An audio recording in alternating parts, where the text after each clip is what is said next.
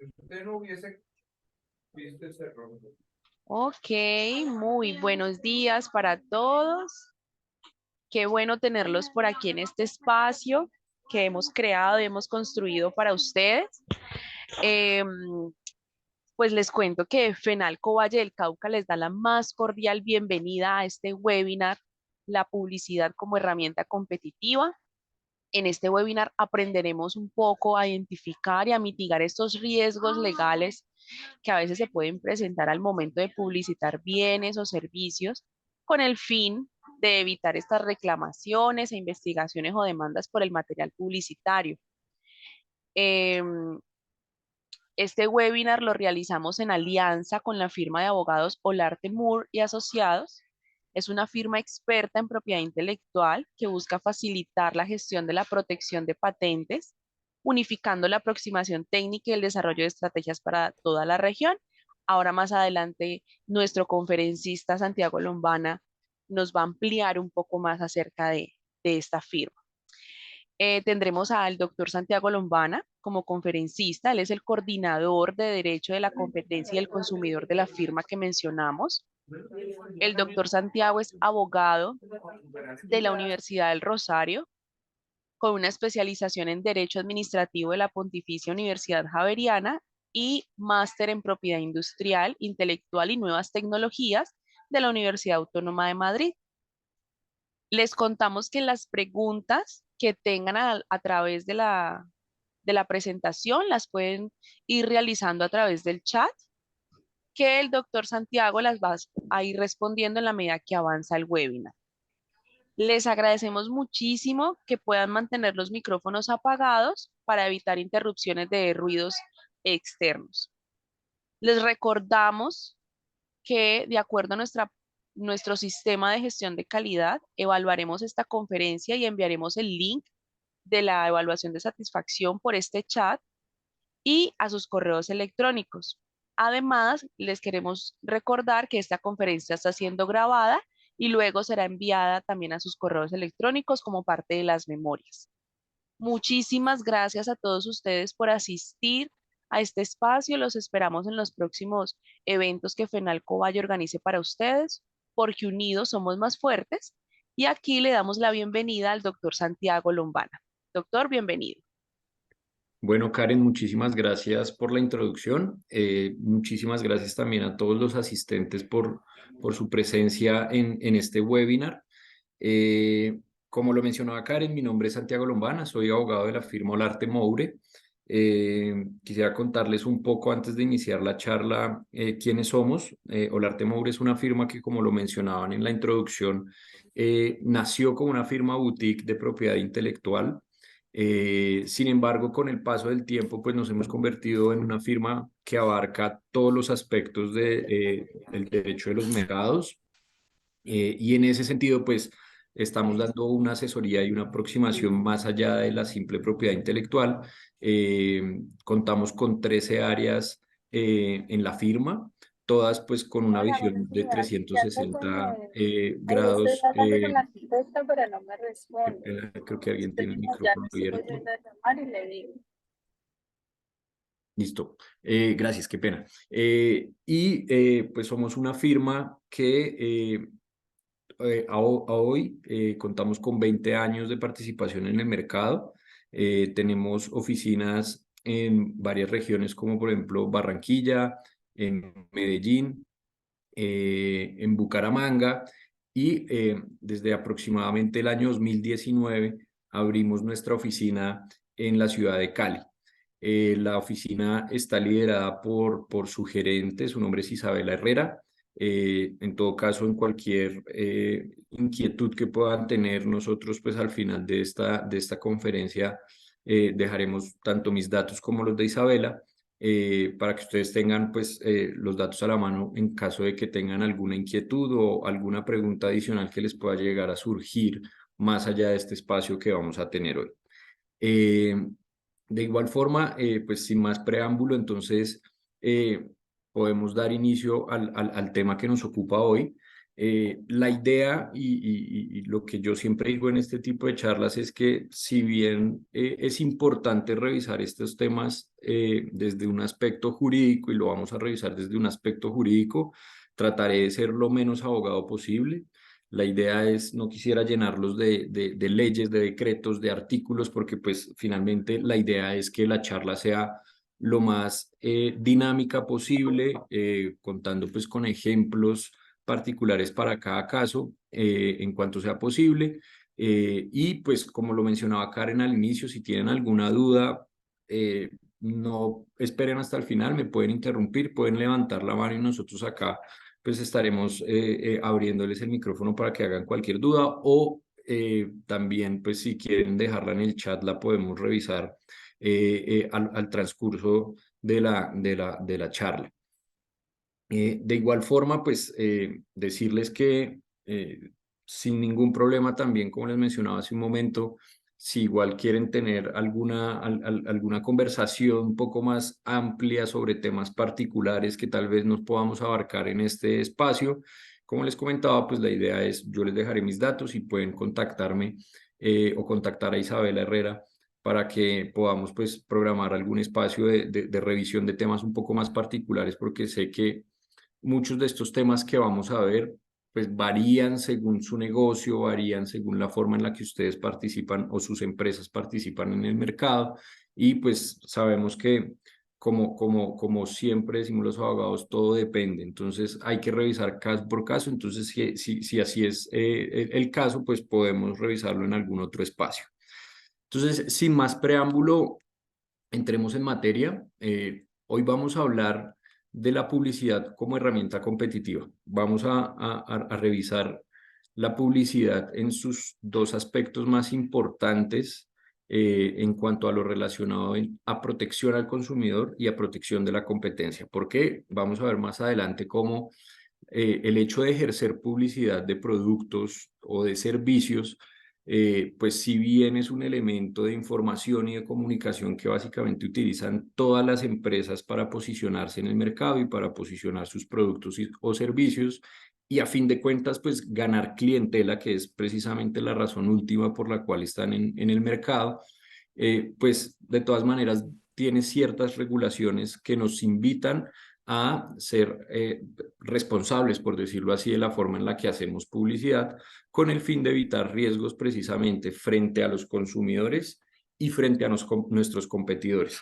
Entonces, en ese sentido, la idea es darles acá pues un breve repaso de qué es lo que exige la norma para que hagamos una publicidad responsable y minimizar al máximo cualquier riesgo en materia de protección al consumidor o de competencia.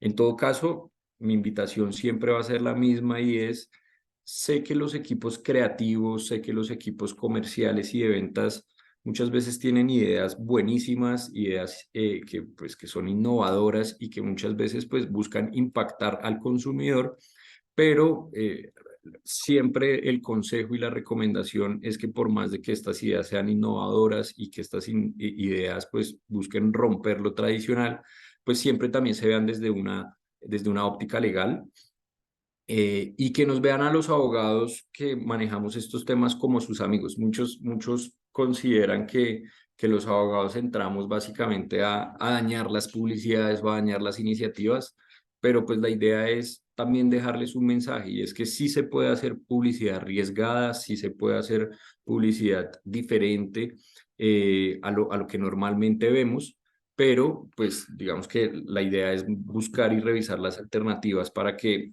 no existan riesgos en materia legal. Entonces, para dar inicio al tema, yo obviamente les prometí que no les iba a hablar de normas, que no les iba a hablar de leyes, pero sí es muy importante, por lo menos en nuestro primer tema, nuestro primer módulo, que es la revisión de los aspectos de protección al consumidor, que ustedes tengan en cuenta que en Colombia hay un estatuto del consumidor desde el año 2011. Ese estatuto del consumidor trae básicamente unas reglas de juego de la forma en la cual los productores de bienes o los distribuidores de bienes comercializan sus productos frente a los consumidores. Y en ese sentido establece entonces una serie de obligaciones para los empresarios y una serie de derechos para los consumidores. Esto, digamos que trae una tipología de derechos como por ejemplo el derecho a reclamar, el derecho a recibir productos de calidad, que aquí va pues muy ligada al tema de la garantía. Pero hoy nos vamos a centrar en un derecho muy importante para los consumidores, que es el derecho a informar y a ser informados. Y a partir de ese derecho de ser informados, pues se desprende precisamente todo lo que vamos a ver relacionado con publicidad, publicidad engañosa y recomendaciones para que ustedes sepan cómo pues debería hacerse publicidad en Colombia. En ese sentido, tengan en cuenta que el Estatuto del Consumidor, además de establecer ese régimen de obligaciones y de derechos, pues precisamente trae unas consecuencias por su incumplimiento. Y es de allí, pues, esos riesgos de los que hablamos y al final vamos a ver precisamente cómo la Autoridad de Protección al Consumidor puede llegar a moverse con el fin de hacer cumplir el Estatuto del Consumidor y con ello todos los derechos que están allí consagrados para los consumidores. En ese sentido, es muy importante que ustedes tengan en cuenta que este Estatuto del Consumidor no aplica para todas las relaciones comerciales. Efectivamente, el mismo estatuto nos indica que debe existir una relación de consumo. ¿Y qué es una relación de consumo? Es cuando una persona adquiere un producto o un servicio para la satisfacción de una necesidad que obligatoriamente tiene que ser una necesidad privada o una necesidad particular o una necesidad, por ejemplo, familiar. También trae ese ejemplo del Estatuto del Consumidor. En ese sentido, tener en cuenta que no será consumidor quien compre el producto para satisfacer una necesidad que esté ligada a su actividad económica. Y esto lo podemos poner en un ejemplo claro. Digamos que en nuestra firma de abogados, por ejemplo, compramos unas impresoras para básicamente el diario de todo nuestro trabajo, es decir, compramos impresoras para imprimir archivos que van a ser radicados ante autoridades, van a ser radicados ante nuestros clientes y en ese sentido estaríamos hablando que esas impresoras fueron compradas para satisfacer una necesidad que está ligada a nuestra actividad económica. En ese sentido, si llegamos a tener problemas de funcionamiento con alguna de los productos que compramos, en este caso las impresoras, pues el Estatuto del Consumidor no nos aplicaría, sino que simplemente esto se vería como una relación entre comerciantes. Si por el contrario, yo como abogado adquiero, por ejemplo, un televisor para mi casa, pues entonces en este caso sí estoy hablando de una relación de consumo porque estoy adquiriendo ese producto para satisfacer una necesidad que tengo, una necesidad personal, una necesidad privada, y en ese sentido sí aplicaría el Estatuto del Consumidor. Entonces es muy importante hacerles esta introducción para que ustedes tengan en cuenta cuando nos encontramos frente a la aplicación del Estatuto del Consumidor y cuando estas normas no nos aplican directamente, sino que estamos hablando de una relación comercial. En ese sentido, y como les comentaba en mi introducción, tengan en cuenta que uno de los derechos más importantes y que está ligado precisamente con la forma en la que hacemos publicidad es el derecho que tienen los consumidores a recibir información. Esto supone entonces para el comerciante, para ustedes, una carga en la cual se le tiene que informar en todo momento al consumidor sobre las propiedades, las calidades, las características y sobre todo, por ejemplo, el precio y los riesgos que pueden estar derivados al consumo del producto para que el consumidor finalmente tome una decisión informada. Este es el objetivo fundamental del por qué la regulación colombiana protege al consumidor de la publicidad engañosa y de la información incompleta. Y es que, básicamente, como lo vamos a ver más adelante, nosotros, y como ustedes en medio de todo lo deben saber, ¿para qué hacemos publicidad? ¿Para qué publicitamos nuestros productos o servicios? Pues simplemente para vender más, para llegar a la mente del consumidor, para destacarnos respecto de nuestra competencia. Y en ese sentido, lo que exige el Estatuto del Consumidor es que nosotros tenemos que otorgarle una información con ciertas características que ya vamos a ver más adelante al consumidor para que él defina si toma un producto A o toma un producto B. ¿Por qué? Porque el hecho de no tomar una decisión informada pues puede generar perjuicios a sus expectativas como consumidor o a la razón por la cual él adquirió el producto o el servicio. Entonces, en ese sentido, el empresario tiene una carga muy importante de informar en todo momento las propiedades de su producto. Y esa información, pues, como ustedes ven en pantalla, tiene unas características. Estas características están enumeradas por la ley, pero en todo caso la Superintendencia de Industria y Comercio, como autoridad de protección al consumidor, en diferentes decisiones la ha desarrollado. Entonces, esta es una primera recomendación que me gustaría darles tanto a ustedes como para que lo tengan en cuenta con sus equipos creativos, y es, esto puede funcionar prácticamente como una lista de chequeo. Y es cada vez que yo vaya a sacar información al público o que vaya a emitir publicidad por cualquier medio, es importante que ustedes tengan en cuenta todos estos elementos que están viendo en pantalla. Y pueden ir haciendo una lista de chequeo de, bueno, se cumple este requisito, considero que este requisito se está llenando, y en ese sentido podemos minimizar riesgos porque la Superintendencia de Industria y Comercio, cuando está frente a posibles casos de publicidad engañosa o de información incompleta o errónea, lo primero que va a ver es esto. Va a ver este catálogo de características o esta lista de chequeo, como les digo, y va a determinar, bueno, la información es completa, sí, no, lo que se está diciendo es cierto, es veraz, sí o no. Entonces, si ustedes quieren, pueden, yo igual les voy a compartir la presentación, pero en todo caso pueden tomarle una captura de pantalla a estos elementos, porque van a ser, digamos, una guía inicial al momento de idear campañas publicitarias o idear una publicidad en específico.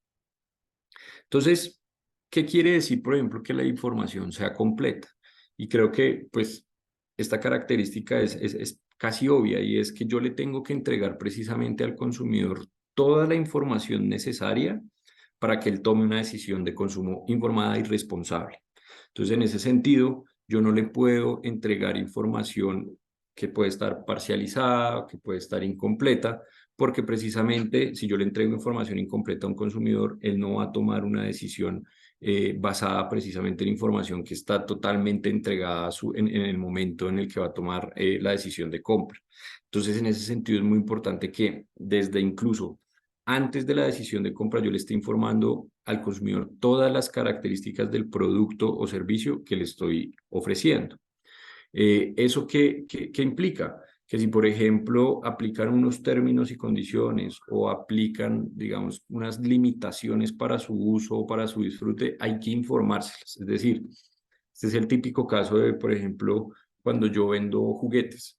Si yo vendo juguetes y, por ejemplo, el juguete funciona con baterías, pero las baterías no vienen incluidas en el producto, pues yo se lo tengo que hacer saber al consumidor, porque eso va a implicar que él ya no tenga que gastar X número o X valor de dinero en la compra del producto, sino que además de eso tiene que saber que tiene que comprar unas baterías adicionales para que el producto funcione en debida forma.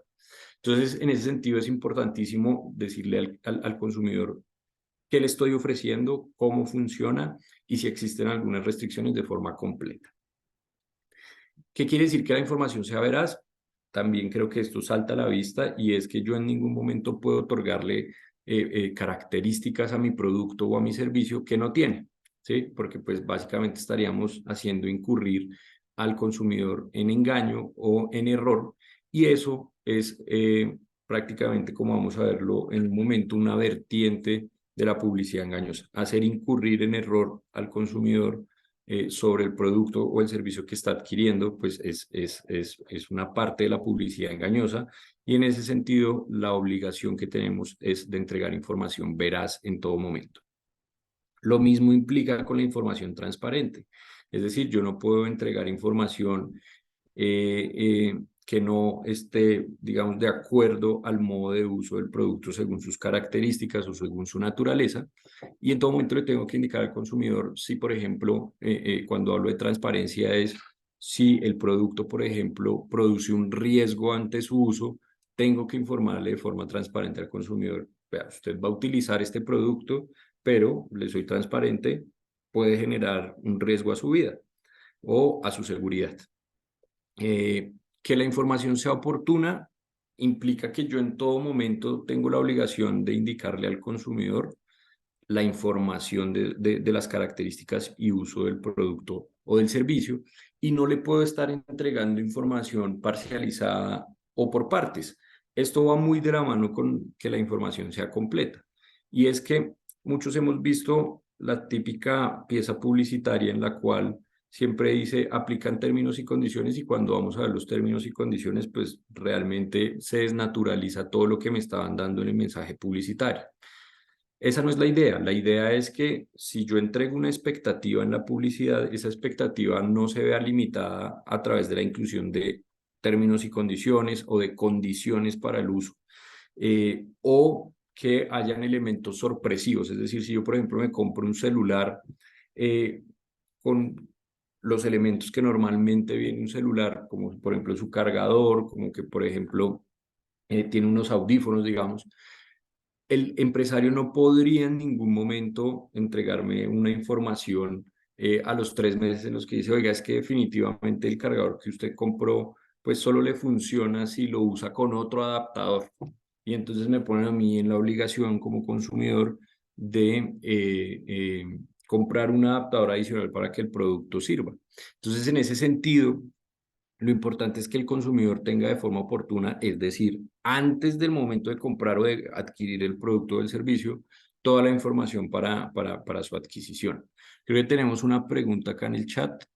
Voy a revisar. Ah, ok, no, es la evaluación de satisfacción. Listo. Tengan en cuenta en todo caso que todos estos elementos también tendrán que verse dependiendo del tipo de publicidad que yo haga. Es decir, lo que les decía, muchos equipos creativos nos ven un poco mal a los abogados porque dicen, no, saqué una pieza excelente, visualmente es muy bonita y va a generar muchísimo impacto. Y cuando se la pasan a los equipos legales cogen la mitad de esa publicidad y la llenan de textos legales tratando de cumplir estos elementos. La idea es que seamos un poco creativos. La idea es que poner los textos legales en toda la publicidad muchas veces no es lo ideal. Muchas veces yo simplemente entrego una parte de información que puede cumplir estos requisitos, pero puedo remitir, por ejemplo, a términos y condiciones. Y el consumidor en todo caso podrá acceder a la información de forma completa a través de ese link. Pero lo importante es que entreguemos un mínimo de información que cumpla las características que estamos viendo. Entonces sí es muy importante que ustedes tengan en cuenta que todos estos elementos pueden ser utilizados de forma creativa. Que la información sea comprensible implica que yo le entregue al consumidor la información de una forma en la cual básicamente la van a poder entender para tomar su decisión de consumo. Esto implica dos cosas. En primer lugar, y esto sí es una obligación que no tiene excepción alguna, y es que toda la información que yo le entrego al consumidor debe estar en idioma castellano, debe estar en español. Sé que, por ejemplo, hay muchas empresas que lo que hacen es comprar productos importados, los trae de otro país que probablemente no sea de habla hispana y los ponen en el comercio. La carga en este caso que tiene el empresario es de traducir todos los elementos que no estén en idioma castellano y supongan una información que va dirigida al consumidor. Esto, como les digo, es una carga porque definitivamente su intención o la idea es que precisamente el consumidor pueda entender de forma clara lo que está adquiriendo o a lo que se está enfrentando. Y en ese sentido, pues no podemos ponerle esa carga al consumidor de que si, por ejemplo, traje el producto de China, pues vaya a leer todo lo que contiene el producto o las características del producto en chino. Entonces es muy importante que ustedes tengan en cuenta que todos los productos o servicios que se pongan en circulación, la información que yo entregue sobre ellos debe estar en idioma castellano. Y esa era la primera vía. Y la segunda vía o la segunda carga que nos trae esta característica de la información es que cuando hablamos de comprensible, nosotros entendemos que al interior de las compañías hay muchos lenguajes, se utilizan lenguajes que pueden ser propios de las compañías. Lenguajes que se han desarrollado en el día a día de la compañía y que tal vez se utilizan para facilitar la comunicación al interior de la misma. Entonces, si por ejemplo dentro de mi compañía yo utilizo una expresión para referirme a un producto que no es la común, pues yo no le puedo poner eso al consumidor, por ejemplo, en la etiqueta del producto o en la publicidad, porque el consumidor pues no va a saber a qué se refiere uno exactamente y eso se puede prestar para malentendidos. Entonces, en ese sentido, lo importante es darle a las cosas el nombre que normalmente tienen. Por más de que yo al interior de mi empresa, por ejemplo, utilice abreviaciones o utilice anglicismos, palabras en inglés o en otros idiomas para referirme a ciertos pues, elementos o características. Y en ese sentido es muy importante evitarlos al momento de entregar la información al consumidor porque él, al no trabajar en nuestra empresa, pues no va a saber a qué nos estamos refiriendo y tampoco podemos trasladarle la carga de averiguarlo. Entonces, de allí también es muy importante el tema de la información comprensible. Y además de eso, por último, cuando hablamos de información verificable, estamos hablando de aquellos tipos de información en los cuales yo le estoy otorgando propiedades a mi producto o elementos característicos a mi producto que, por ejemplo, muchas veces están fundamentados en estudios, por ejemplo. Entonces, si yo, por ejemplo, comercializo un producto que en el cual en mi publicidad yo quiero decir que es 70% efectivo, 90% efectivo, o que tiene ciertas características de efectividad. Muchas veces lo que yo hago es contratar, o lo que se debe hacer más bien, es contratar estudios que así me lo certifiquen. Es decir, yo no puedo estarle otorgando esas características como lo veíamos hace un momento en mi producto porque sí, porque a mí me parece que es 100% efectivo. No. Si todo esto va ligado a una serie de estudios, lo importante es que toda esa información pueda ser verificable por el consumidor. Es decir, si a mí me indican que el producto tiene tanta capacidad o elimina el 100% de los virus, por ejemplo, que muchas veces vemos ese tipo de proclamas, por ejemplo, en productos de salud. Todo esto debe estar sustentado y debe ser posible para el consumidor verificarlo, ¿sí? Entonces, no solo para el consumidor, sino muchas veces las autoridades cuando ven este tipo de proclamas, lo que hacen es decirle al empresario, venga, demuéstreme, a ver, ¿usted de dónde sacó esto? Entonces nosotros tenemos que tener la posibilidad de darle esa información al consumidor, pero también tenerla muy pendiente y lista en caso de recibir cualquier requerimiento por parte de una autoridad. Y por último, tenemos dos características que van muy de la mano y es que sea precisa e idónea. ¿Esto qué quiere decir? Que yo le tengo que entregar al consumidor la información clara y precisa y específica sobre el producto. Tampoco lo puedo llenar de manuales de uso que no se compadecen, por ejemplo, con el tipo de producto que yo vendo o que no sea idónea o necesaria para su uso normal. Entonces, ahí viene entonces también como esa balanza de, bueno, usted me dice que la información tiene que ser completa y tener todas las características que acabamos de hablar, pero también me dice que tiene que ser precisa y no lo puedo llenar tampoco de información. Y sí, por eso mismo es que hacía esa invitación al principio de revisar siempre la publicidad, no solo con el equipo creativo y el equipo de mercadeo de ventas, sino también revisarla con los abogados, porque los abogados pues podemos tratar de buscar esas alternativas o ese equilibrio para no estar informando de más de forma innecesaria, pero cumpliendo con las características que debe tener la información que acabamos de ver. Entonces tengan en cuenta, nuevamente insisto en la necesidad de tener este checklist muy pendiente y muy al día siempre que estemos haciendo publicidad, porque es por lo menos un primer paso importante que podemos dar para estar tranquilos de riesgos frente a autoridades. Entonces, teniendo en cuenta que ya hablamos un poco sobre esas generalidades del derecho a la información, ya entramos un poco más en materia en la publicidad. Como lo mencionaba y creo que todos los que estamos acá presentes, pues lo tenemos claro, es que nosotros ¿para qué hacemos publicidad?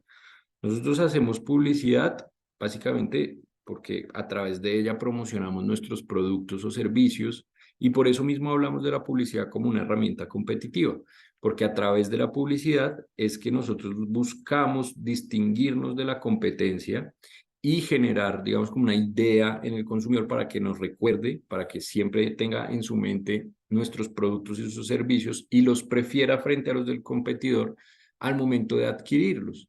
Entonces, en ese sentido, es una herramienta también de persuasión. Y precisamente como es una herramienta de persuasión, pues debe cumplirse con ciertas características, como por ejemplo las que acabamos de ver. Tengan en cuenta que nosotros como empresarios estamos haciendo publicidad básicamente todos los días. A mí me ha pasado que muchas veces hablamos con personas y nos dicen, no, pero es que yo no hago publicidad. Y uno le pregunta, pero entonces, ¿cómo vende sus productos y servicios? Y dice, no, pues es que yo no utilizo redes, tampoco a pagar anuncios publicitarios. Yo lo que hago es ir y visitar a mis clientes y pues cumplir con las normas de etiquetado de productos. Entonces, ahí, por ejemplo, hay un grave error el considerar de que porque no pago piezas publicitarias o no hago publicidad paga, por decirlo así, en redes sociales o en medios tradicionales, pues ya entonces no estamos haciendo publicidad. Tengan en cuenta que, por ejemplo, todo lo que nosotros le transmitimos a nuestros clientes o consumidores, así sea verbalmente, ya está generando publicidad, por lo que les digo, estamos tratando de persuadirlos, estamos tratando de que prefieran mis productos sobre los de los otros. Y entonces en ese sentido tengan en cuenta que esto sí es clave y es publicidad la estamos haciendo en todo momento. Publicidad la estamos haciendo desde el momento mismo en el que, por ejemplo, ponemos nuestro producto en un marketplace o en una grande superficie o en mi página web, porque ahí ya estoy dando información relacionada con el producto y todo lo que yo hable sobre mi producto generando una serie de particularidades o de características con el fin de que los consumidores adquieran mis productos o servicios, pues en ese sentido ya estoy haciendo publicidad porque los estoy persuadiendo. Entonces, tengan en cuenta que cuando hablamos de publicidad hablamos desde prensa escrita, radio, televisión, medios tradicionales, vallas publicitarias, pero también tengan en cuenta que lo que yo pongo en la etiqueta de mis productos, eso ya es publicidad, ¿sí?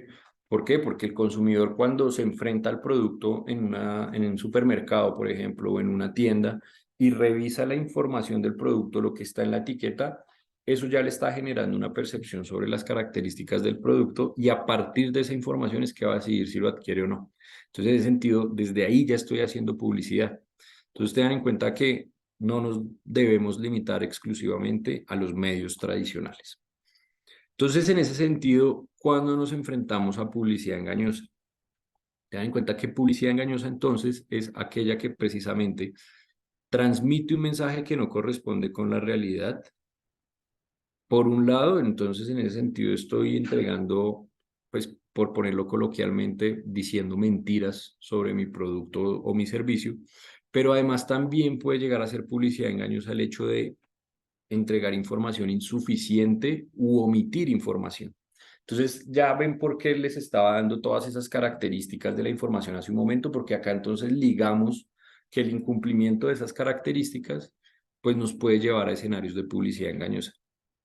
Pero además de eso tiene un elemento o una particularidad, y es que la norma nos dice que la publicidad engañosa es susceptible de inducir o que induce a error, engaño o confusión. Entonces, como estamos viendo acá, esto también es muy importante, porque acá está el segundo error del que quería hablarles. El primero era el tema de cuando hacemos publicidad. El segundo error con el que nos enfrentamos muchas veces es que a un cliente le puede llegar una investigación administrativa por publicidad engañosa y la primera respuesta por lo general de los clientes es decir, pero ¿cómo así? Yo nunca recibí ninguna petición, ninguna queja o ningún reclamo sobre mi publicidad. Y no tengo casos identificados de personas que se hayan confundido, que hayan sentido que los induje en error o los engañé. Pero tengan en cuenta que la Superintendencia de Industria y Comercio puede investigar a las empresas o incluso pueden existir demandas por parte de los consumidores en materia de consumidor, de protección al consumidor, cuando el mensaje sea susceptible de inducir, ¿sí? Es decir, no necesitamos que haya un caso comprobado, no necesitamos que haya una queja, no necesitamos que haya un escenario ya identificado de confusión o de engaño, sino con el simple hecho de que la publicidad sea capaz o tenga la posibilidad, por no cumplir los elementos que acabamos de ver, de inducir en error o en engaño a los consumidores, ya genera riesgos en publicidad engañosa. Es decir, no necesitamos que se produzca un efecto en contra del consumidor, sino por el simple hecho de que sea probable que se cumpla, ya estamos frente a escenarios de publicidad engañosa. Entonces, esto es muy importante que ustedes lo tengan en cuenta porque ese es el segundo error del que quería hablarles. y es ese error de creer que porque no engañé, no confundí o no hay ejemplos o casos ya materializados, pues entonces no estoy en publicidad engañosa. Y esto pues también tenemos que revisarlo.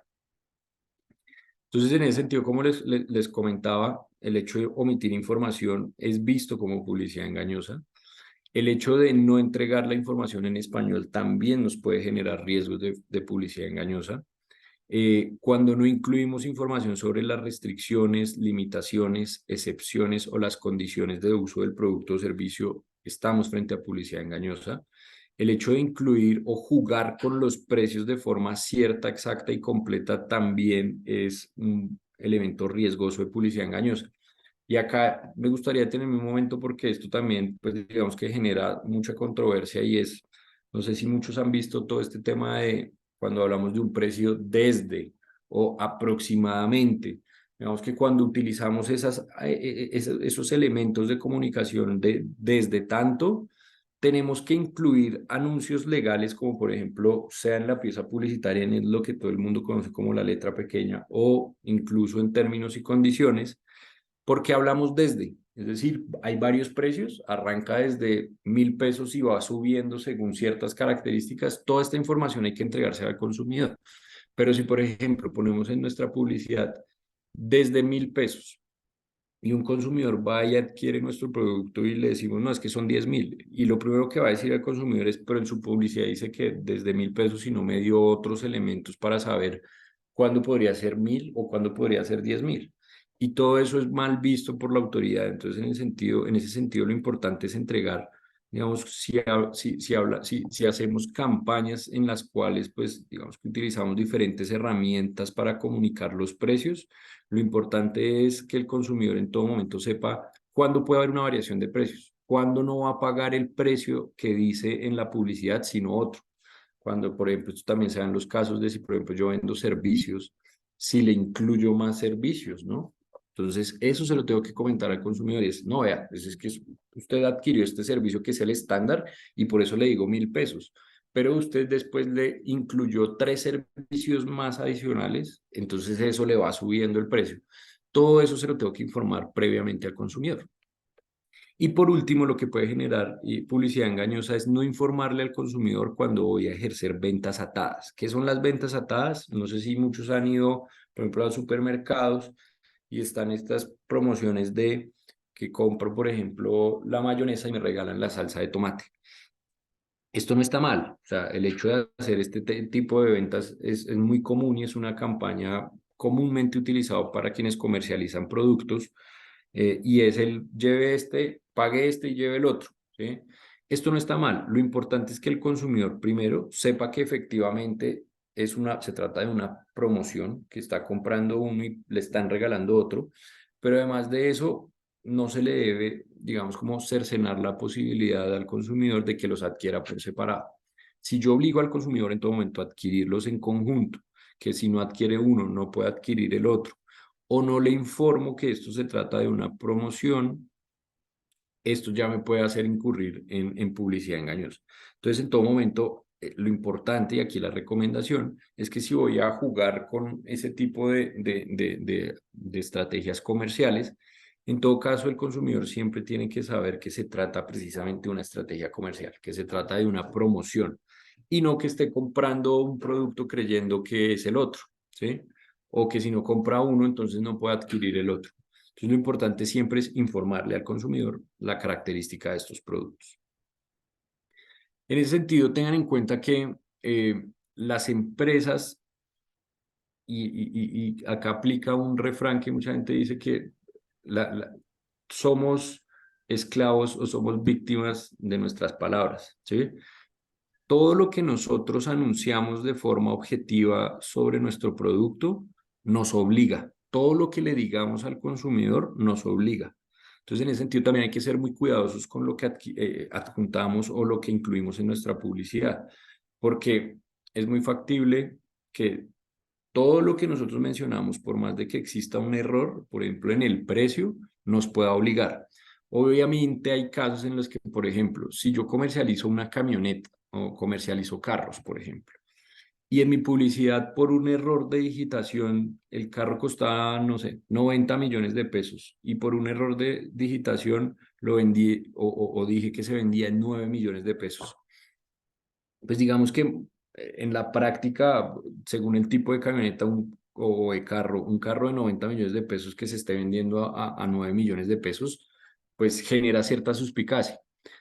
Hay casos en los cuales ya pues, la superintendencia ha revisado y ha dicho como no, pues es que el consumidor tampoco puede creer que un carro de 90 millones de pesos se está vendiendo a 9. Pero sí hay muchos casos en los cuales todos los precios que yo le entrego al consumidor me obligan. En ese sentido, por ejemplo, no sé, ya yendo a casos un poco más complejos en los cuales el consumidor no puede determinar cuál es el precio real, en el cual, por ejemplo, si yo vendo alimentos y estoy vendiendo un producto a 90.000 pesos y por error se me va en 9.000, pues habría que entrar a revisar si ese producto normalmente en criterios razonables podría estarse adquiriendo a ese valor. Entonces, en ese sentido, tengan en cuenta que es muy importante que todo lo que yo anuncio en la publicidad me obliga, incluso el precio y sus características. Es muy normal que entonces yo pueda recibir reclamaciones de un consumidor diciéndome, oiga, pero es que en su página decía que usted lo vendía a tanto precio, pero me lo está vendiendo al triple. Yo tengo que tener la posibilidad de darle al consumidor las explicaciones del por qué ese aumento de precio. ¿Sí? Entonces, en ese sentido, más adelante vamos a ver, esto habla de todas las condiciones objetivas, pero más adelante vamos a ver qué pasa, por ejemplo, con las apreciaciones subjetivas en publicidad. Si es publicidad engañosa o no, por ejemplo, el hecho de decir eh, que mi producto es el más lindo, que mi producto es el mejor, ¿sí? Eso es una cosa subjetiva, porque para mí lo es, pero puede que para otros no lo sea. En cambio, cuando hablamos de condiciones objetivas, pues estamos hablando de sus características particulares, de sus condiciones y el precio. Entonces, hay una diferencia de tratamientos porque el objetivo sí me obliga, lo subjetivo realmente no. Una cosa, por ejemplo, es decir que mi producto es 100% efectivo. Eso es una condición objetiva, porque yo estoy diciendo que es efectivo, que es una característica del bien, y cuando yo digo, por ejemplo, que es el más lindo, que es el mejor, pues digamos que lo estoy haciendo porque a mí me nace decirlo así, pero no necesariamente para todos así sea. Entonces, sí hay publicidad engañosa cuando hay elementos, digamos, como de condiciones objetivas, pero no cuando hay de condiciones subjetivas y más adelante lo vamos a ver. Entonces, en ese sentido, tengan en cuenta que no solo nos estamos viendo frente a un riesgo ante las autoridades, sino que si yo causé un perjuicio con esa publicidad engañosa y el consumidor puede demostrar que hubo perjuicios por esa publicidad engañosa, también pues tenemos ese gran riesgo. Y lo único que puede llegar a permitirnos, pues, digamos, como librarnos de esa responsabilidad es demostrar básicamente que hubo mala fe del consumidor o que hubo un caso de fuerza mayor. Entonces, en ese caso es muy difícil, por decirlo así, librarnos de esa responsabilidad porque, pues, finalmente estamos hablando de condiciones objetivas. En ese caso, nuestra recomendación principal es, y acá quiero hablar del tercer error que vemos más común en los casos de publicidad engañosa, y es cuando, por ejemplo, a un cliente le llega o a un empresario le llega una investigación administrativa por publicidad engañosa o una demanda por publicidad engañosa, y uno se reúne con el cliente y lo primero que el cliente le dice es, venga, pero es que eso no es mi culpa. Yo contraté a un tercero, a una empresa de publicidad, ellos hicieron su idea tal, yo pues dije, ellos son los expertos, la veo bien, salió al aire y resulta que le llegó la demanda, la investigación. Pero entonces, eso no es mi culpa, eso no es mi problema porque pues finalmente yo contraté a los terceros que respondan los terceros. Entonces, ese es el tercer error más común en los casos de publicidad engañosa y es creer que porque yo contrato a un tercero para hacer la publicidad ya me libré de responsabilidad. Y esto no es así. ¿Por qué? Porque básicamente, por más de que la publicidad la haya creado y la haya generado un tercero, pues lo que se está publicitando es mi marca, lo que se está publicitando es mi producto o mi servicio. Y en ese sentido, pues el responsable viene a ser el que lo produce o el que lo comercializa, pero en ningún momento va a ser la agencia de publicidad externa o los consultores externos en materia de publicidad. Entonces tengan en cuenta que esto es otro error común y que tenemos que tener en cuenta, y es que porque lo haga un tercero no quiere decir que entonces yo ya pueda decir no, pues eso no es problema mío porque pues yo lo contraté a él.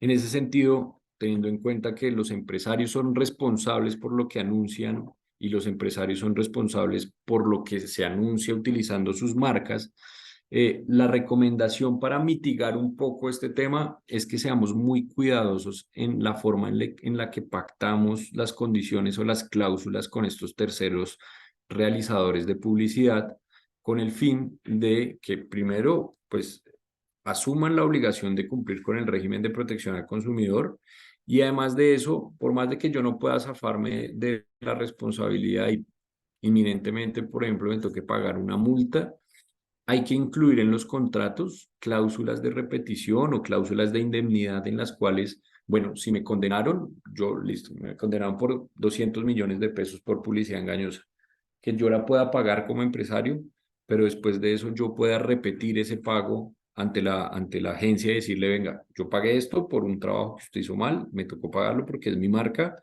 pero a través de esa cláusula yo estoy autorizado a repetir en contra de él, entonces solicitarle una indemnización por lo que tuve que pagar por su error.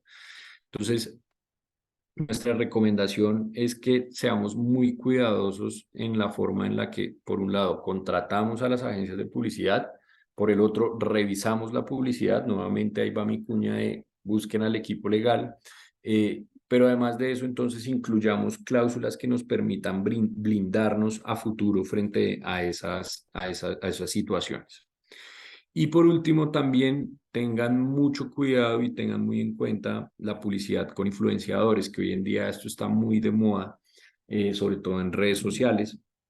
Y es que tengan en cuenta que la Superintendencia de Industria y Comercio lanzó una guía para publicidad con influenciadores. Se llama así, Guía para Publicidad con Influenciadores, emitida por la Superintendencia de Industria y Comercio, en la cual se establecen unas obligaciones tanto para el que anuncia, es decir, para el titular de la marca o para el dueño de los productos o los servicios, como también para el influenciador.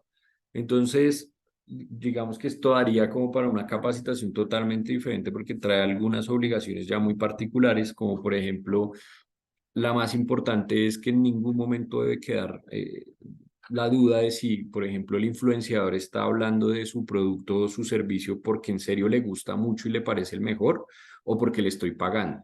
Si le estoy pagando, tiene que quedar clarísimo en la publicación que se trata de publicidad o que es algo pues, que se está haciendo en desarrollo de una pieza publicitaria o comercial o una estrategia comercial. En ese sentido, también si les parece, cuando les compartamos las memorias de esta charla, les compartiré la guía de publicidad con influenciadores para que ustedes la tengan en cuenta, pero lo más importante es que tengamos en cuenta eso, y es que tiene que quedar clarísima la relación que existe entre el anunciante y el influenciador. Tengan en cuenta esto porque por más de que a hoy simplemente es una guía y no trae, digamos, como unas multas específicas, pues obviamente la superintendencia ya la está empezando a utilizar para revisar publicidades. Por ejemplo, no hace más de 2 meses se abrió una investigación administrativa por temas de publicidad engañosa a 3 empresas de influenciadores reconocidos en el país por la forma en la que estaban ejerciendo publicidad. Entonces, ¿eso qué demuestra? Que ya la superintendencia está tomando esta guía para empezar a revisar la forma en la que los influenciadores y los empresarios que los contratan están haciendo la publicidad. Entonces, esa es la última recomendación que queríamos hacerles en materia de publicidad engañosa, y es tengan mucho cuidado y presten mucha atención a la publicidad con influenciadores. Acá, pues, un caso de los más cercanos por publicidad engañosa. En el año 2022, la Superintendencia de Industria y Comercio multó a Movistar por 1.507 millones de pesos por una campaña publicitaria que sacaron denominada Ilimitados, en la cual le manifestaban al consumidor que podía compartir sus datos con quien quisiera. En ese sentido, lo que hizo la SIC fue revisar la publicidad y la percepción de los consumidores y se dio cuenta, o lo que concluyó es que efectivamente había una infracción al deber de información, porque generaba la falsa expectativa a los usuarios que al decirle comparte tus datos con quien quieras, pues ellos creían que podían compartir datos con cualquier tipo de planes o de usuarios, sin importar la modalidad de que fueran prepago o pospago. Y cuando uno iba a ver la realidad de cómo se estaba prestando el servicio, esta opción de compartir datos estaba disponible únicamente entre usuarios prepago y estaba restringida para usuarios prepago. Entonces, en ese sentido, hubo una avalancha de quejas y la superintendencia precisamente determinó, oiga, usted en ningún momento le avisó a los consumidores que había unas restricciones al uso de este servicio, porque usted manifestaba, comparte tus datos con quien quieras. Entonces, vean ese nivel de detalle. Yo no puedo estar diciendo con quien quieras y después lo voy a limitar solo a usuarios prepago. En ese sentido, pues esa sanción de 1.500 millones también en todo caso ha sido una de las más altas por publicidad engañosa. Entonces, por eso es importante pues que lo tengan en cuenta. Ya vamos a ver más adelante los riesgos frente a autoridades, pero les adelanto un poco, y es que la Superintendencia de Industria y Comercio puede imponer multas hasta de 2.000 salarios mínimos mensuales legales vigentes. Para muchos es un poquito, para muchos es harto. Hay que entrar a revisar cada caso, pero pues bueno, el tope son 2.000 salarios mínimos. Eso es lo máximo que ellos pueden imponer en multas. Entonces, pues lastimosamente muchas veces las empresas grandes lo que hacen es decir, bueno, pues pago la multa, pero igual recibí más usuarios y con esos usuarios, pues lo que adquirí de ganancias, pues saco un pedacito para la multa. La invitación es, pues obviamente yo les voy a decir que no estamos muy de acuerdo con eso, pero pues definitivamente ahí es cuando uno entra a revisar el tema de, ¿deberían ser más ejemplarizantes o más altas las multas? Quién sabe. Pero pues también hay que ver el caso en concreto, obviamente. Entonces tengan en cuenta que esta ya después es una sanción de 1.500 millones de pesos y es una de las últimas que hemos tenido en Colombia en materia de publicidad engañosa. Entonces, por último, quisiera volver un poco al tema de las afirmaciones subjetivas, que puedo decir que mi producto o mi servicio es el mejor, el más lindo, que es incomparable. Pues nuestra recomendación y nuestra recomendación se basa ya en conceptos que ha emitido la superintendencia, es que efectivamente en este caso no hay publicidad engañosa, porque yo lo que estoy dando es una apreciación mía sobre mi producto o mi servicio, pero lo que sí, lo que les decía, lo que sí es publicidad engañosa son las afirmaciones objetivas y que resaltan las características que pueden ser susceptibles de verificación.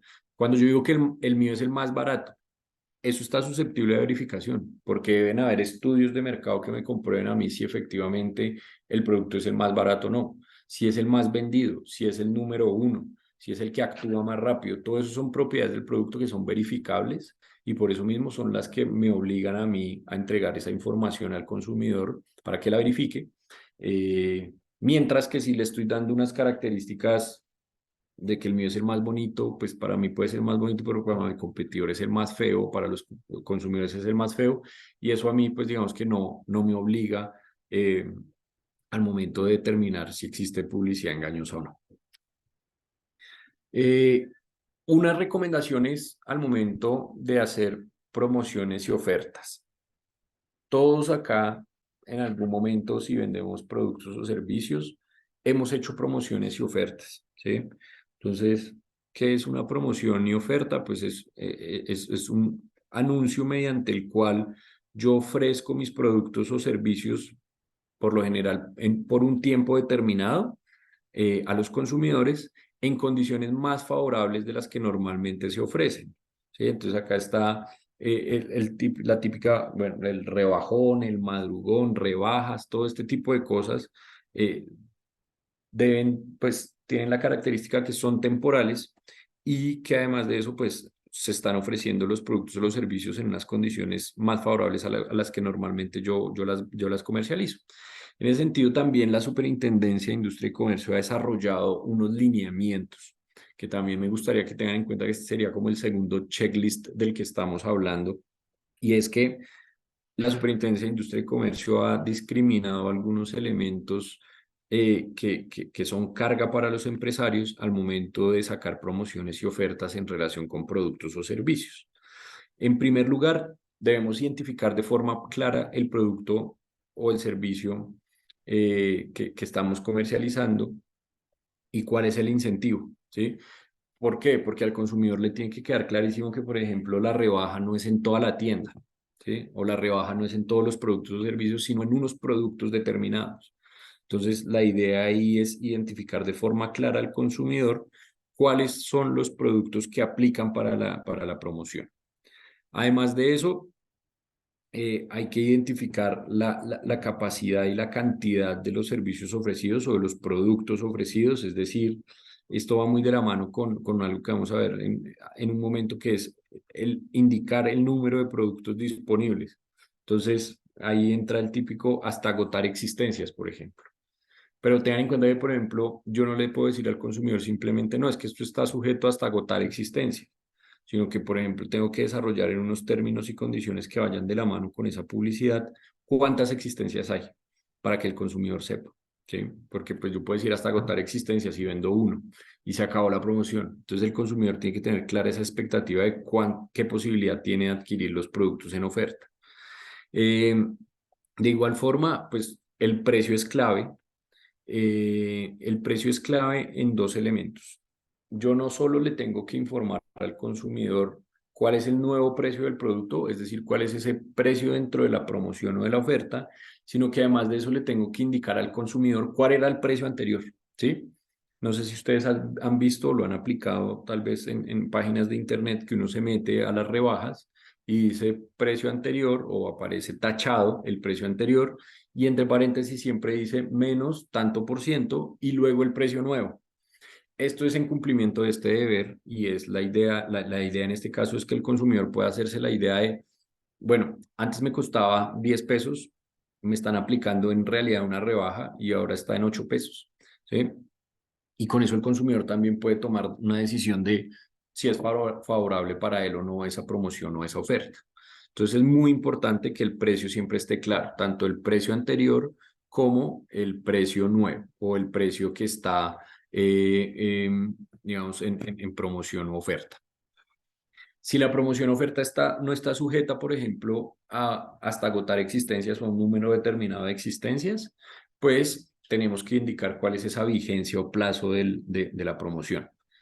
De igual forma, en todo caso, siempre tenemos que indicar quién está comercializando el producto en caso de que haya una reclamación o una petición, queja o reclamo.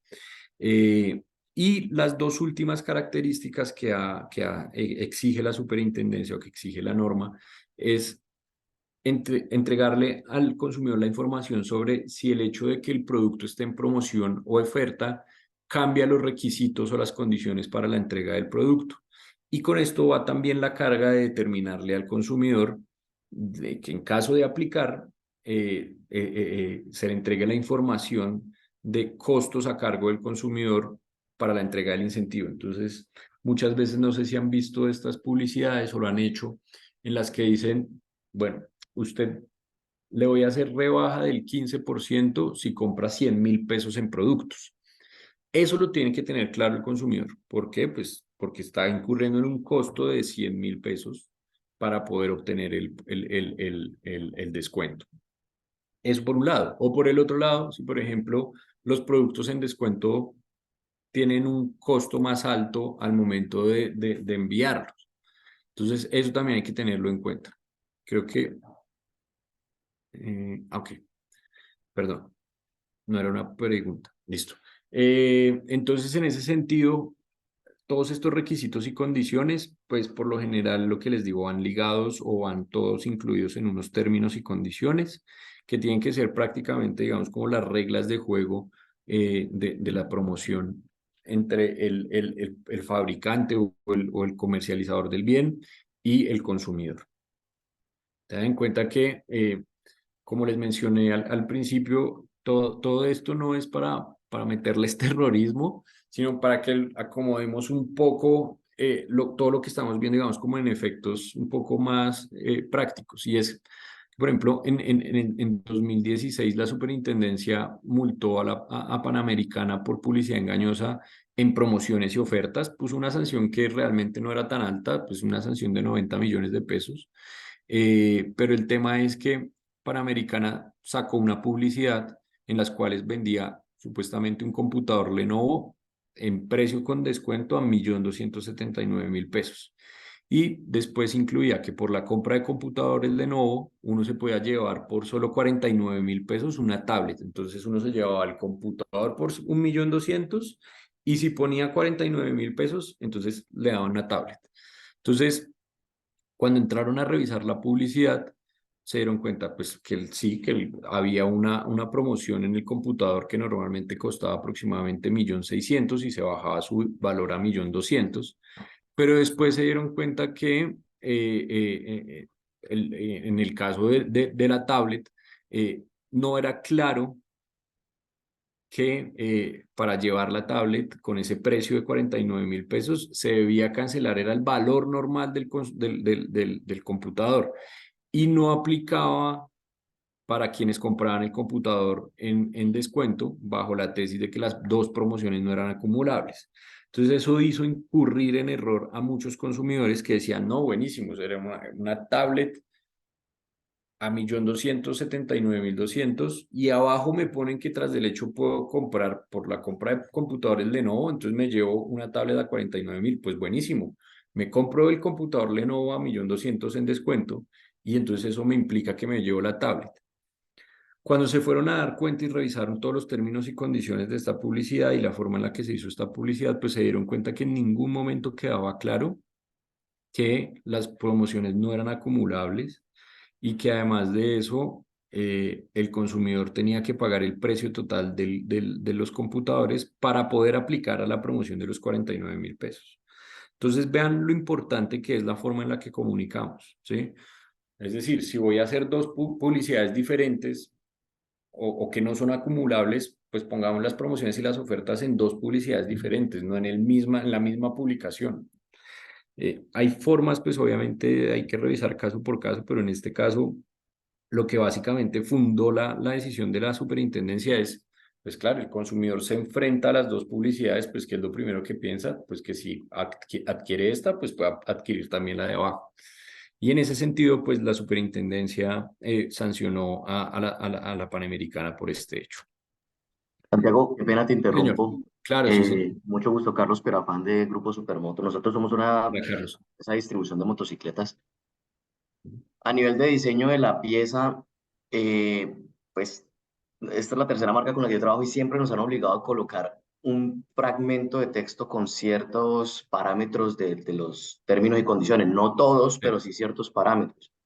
¿Eso es posible evitarlo para no contaminar con tanto texto la pieza con alguna otra metodología? Yo ahora he visto algo con QRs o Sí. colocando el enlace de la página. No sé si hay una manera como para evitarse ese ladrillito ahí dentro de las Sí. piezas.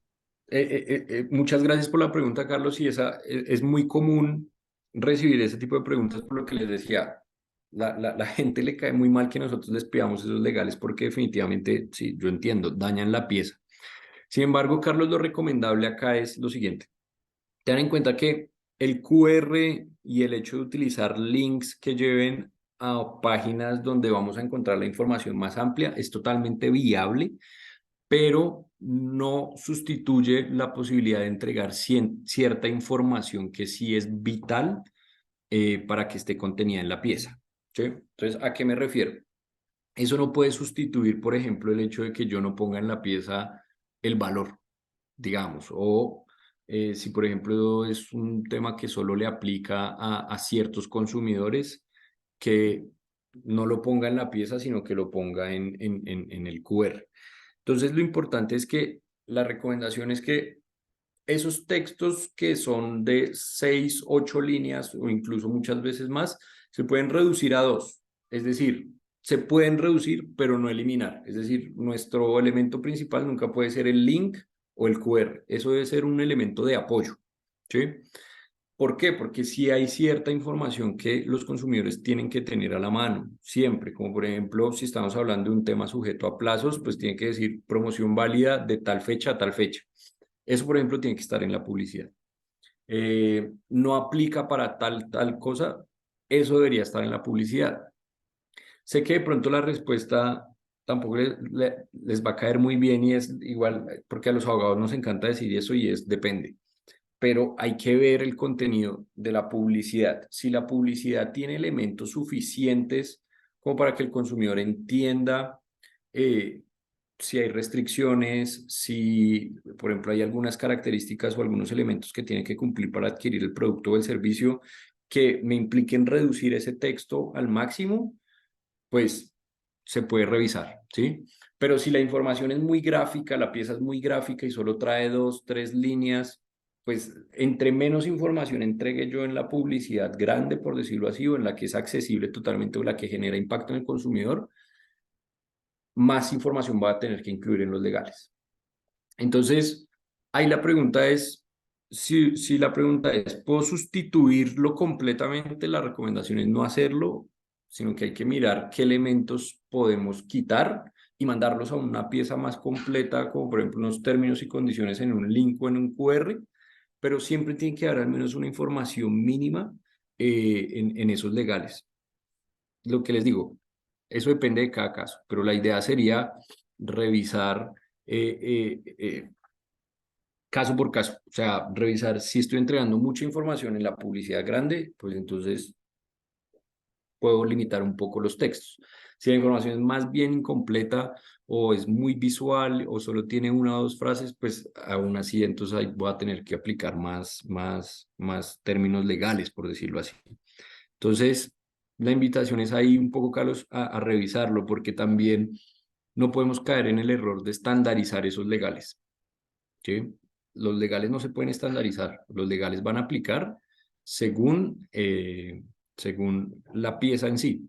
Y no solo la pieza en sí, sino también el medio a través de la cual la estoy dando o la estoy publicando. No sé si eso responde un poco la pregunta, pero creo que de pronto te puedo haber dejado en las mismas porque la respuesta a fin de cuentas es dependerá, pero lo que sí quiero que quede es el mensaje, en ningún caso podemos arriesgarnos a reemplazar totalmente los legales por el QR o por el link, más aún cuando sabemos que no todas las personas saben acceder a un link o no todas las personas saben acceder a un código QR. Entonces, digamos que esto también No, pues sí hay lo que tener. resuelves, sino que de hecho yo pues veo publicidad en otros sectores, no necesariamente en el nuestro, que solo aplican términos y condiciones y ya, no escriben nada más. Pero entonces, por lo que me estás diciendo, eso definitivamente es una mala práctica. Pues Sí, listo, ya, nosotros no lo recomendamos mucho, muchas veces se hace y se puede hacer, pero lo que les digo, tal vez cuando dicen aplican términos y condiciones es, por ejemplo, porque una voz en off dio toda la información. Entonces, ¿yo para qué pongo más legales? ¿Cierto? Depende mucho de la forma en la que esté haciendo la publicidad. Entonces, clarísimo. nuevamente ahí voy al tema de revisemos caso por caso, ahí hay que revisar caso por caso, porque si yo estoy entregando toda la información con una voz o en texto, ahí sí puedo decir cómo aplican términos y condiciones, porque ya di toda la información necesaria por voz, ¿cierto? Pero si es una pieza, por ejemplo, en redes sociales y subo solo la pieza y pongo nueva promoción o adquiere las motos tal, y no digo mucho más, entonces ahí es cuando digo lo de depende del medio, ¿sí? En cambio, si lo saco por televisión, por ejemplo, o saco un video hasta también en redes sociales en la que digo, llegó la moto tal, con tales características, la puedes adquirir en tales sitios y la puedes adquirir hasta tal fecha con este precio. Ahí entonces ya estoy entregando información suficiente y ahí ya entonces puedo jugar un poco con los legales. Entonces mi invitación es, por eso les digo, no estandaricemos, no, creamos que siempre van a aplicar una misma modalidad de legales porque va a depender mucho de la información que yo esté entregando en la pieza en sí. Ok, listo, claro, gracias. Listo, perfecto, Carlos. Bueno, entonces, habiendo terminado ya con el primer módulo que compone esta conversación, que era el relacionado con consumidor y publicidad engañosa, quisiera que habláramos rápidamente de esos riesgos que ya no se generan frente al consumidor, sino como hablábamos al principio, frente al competidor. Como les contaba, cuando yo hago publicidad tengo que tener en cuenta esos dos frentes, porque puedo estar o afectando al consumidor o afectando a mis competidores. Porque muchas veces los mensajes o las campañas publicitarias pueden afectar sus derechos o su posición de mercado, y ahí es cuando tenemos contingencias en materia de protección a la competencia. Puede ser por vía de competencia desleal o incluso por prácticas restrictivas de la competencia. Entonces, en ese sentido, perdón que acá se me devolvió. Tengan en cuenta que cuando hablamos de competencia, pues hablamos de, ustedes saben que ustedes están en el mercado para competir. De hecho, esto es una obligación legal porque quien no compite precisamente puede estar incurriendo en prácticas restrictivas de la competencia, sino que estamos en el mercado para ganarle a mi competidor clientes, consumidores. Para, básicamente, nosotros muchas veces vemos la competencia como una pelea de boxeo, en la cual yo estoy peleando con mi competidor por obtener una ganancia. En ese sentido, es muy importante tener en cuenta que obviamente existen unas reglas para que esa pelea sea lo más sana posible. Es decir, y yo también les quiero dejar un mensaje, y es: la competencia implica una pelea y la tenemos que tomar como tal, pero pues como en toda pelea, pues no debe haber juego sucio, ¿sí? Se debe jugar limpio. Y de allí, pues precisamente que existan unas normas que regulan la forma en la que los empresarios nos comportamos frente a los competidores. En ese sentido, tengan en cuenta que en Colombia hay dos regímenes, que es el de competencia desleal y el de prácticas restrictivas. El de competencia desleal se da cuando yo ataco directamente a mi empresario, mientras que las prácticas restrictivas es cuando yo ataco generalmente al mercado mismo y genero una afectación al mercado. Entonces ya es como un interés general. Mientras que en la competencia desleal estamos hablando de un interés particular porque es un empresario el que se ve afectado por mis actos. En las prácticas restrictivas es todo el mercado, tanto competidores como consumidores. Entonces también pues son riesgos que tenemos que tener en cuenta al momento de emitir publicidad. En ese sentido, vamos a hacer mucho énfasis en el tema de competencia desleal más que en el de prácticas restrictivas, porque en el de competencia desleal es en el ámbito en el cual nos damos cuenta que existen más riesgos en materia de publicidad. ¿Por qué? Porque pues está la típica campaña publicitaria que por alguna u otra razón desprestigia a mi competidor, o tal vez está generando una idea de confusión en los consumidores que creen que mi producto es uno o el del competidor, pero realmente es otro. O cuando yo imito de tal forma a mi competidor en mis campañas publicitarias hasta el punto de hacer creer al consumidor que somos la misma persona. Entonces, en ese sentido, vamos a hacer más énfasis entonces en los actos de competencia desleal. En Colombia, ten en cuenta que la norma de competencia desleal trae como 13 actos de competencia desleal, pero en este caso solo nos vamos a referir a los actos de competencia desleal que están ligados a publicidad, que es el tema que nos ocupa hoy, ¿sí? En ese sentido, tengan en cuenta que cuando estamos hablando de competencia desleal, además de eso, el riesgo es la existencia de demandas por parte de los competidores. Acá la Superintendencia de Industria y Comercio no es muy activa investigando de forma administrativa, como sí lo es, por ejemplo, investigando en materia de protección al consumidor, sino que el riesgo mayoritariamente acá está en recibir reclamaciones o demandas por competencia desleal. Y como lo veíamos, por ejemplo, en publicidad engañosa, tengan en cuenta que los actos de competencia desleal se dan por efecto o por objeto. ¿Eso qué quiere decir? Lo mismo que hablábamos en competencia desleal. No importa si el acto no se materializó, si tuvo la posibilidad de materializarse y con ello cometerse un acto de competencia desleal, ya estamos hablando de competencia desleal, ¿sí? O si, por ejemplo, mi conducta no tenía ese propósito, el típico: no, yo no quería hacer eso, pero lo terminaron afectando, o estos actos terminaron afectando a mi competidor, pues también estamos hablando de competencia desleal. Entonces, tengan en cuenta nuevamente que no es necesario que el acto de competencia produzca efectos, sino que simplemente con ser susceptible de producirlos, ya estamos ante un riesgo de competencia desleal.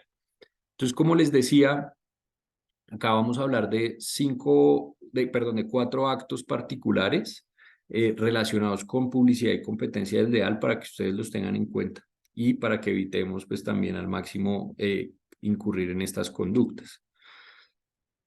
El primer acto del cual yo quiero hablar es el de comparación.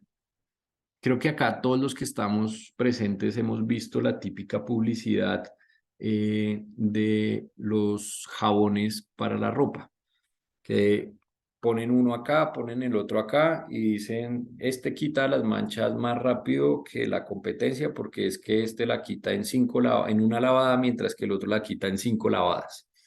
Y por lo general en Colombia lo que hacemos es difuminar la marca del competidor.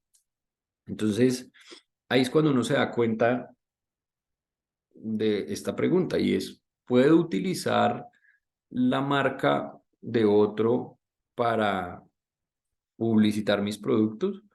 Y miren que es curioso, pero la norma en Colombia no prohíbe que yo utilice la marca del otro para publicitar mis productos. ¿Eso qué quiere decir? Que yo sí puedo compararme con el producto del otro y además de poder compararme, puedo utilizar su marca para hacerlo. Sin embargo, pues esto está ligado a algunas características que debe tener esa comparación y es que, por ejemplo, se debe utilizar de buena fe, debe ser un uso informativo y no debe generar confusión en los consumidores.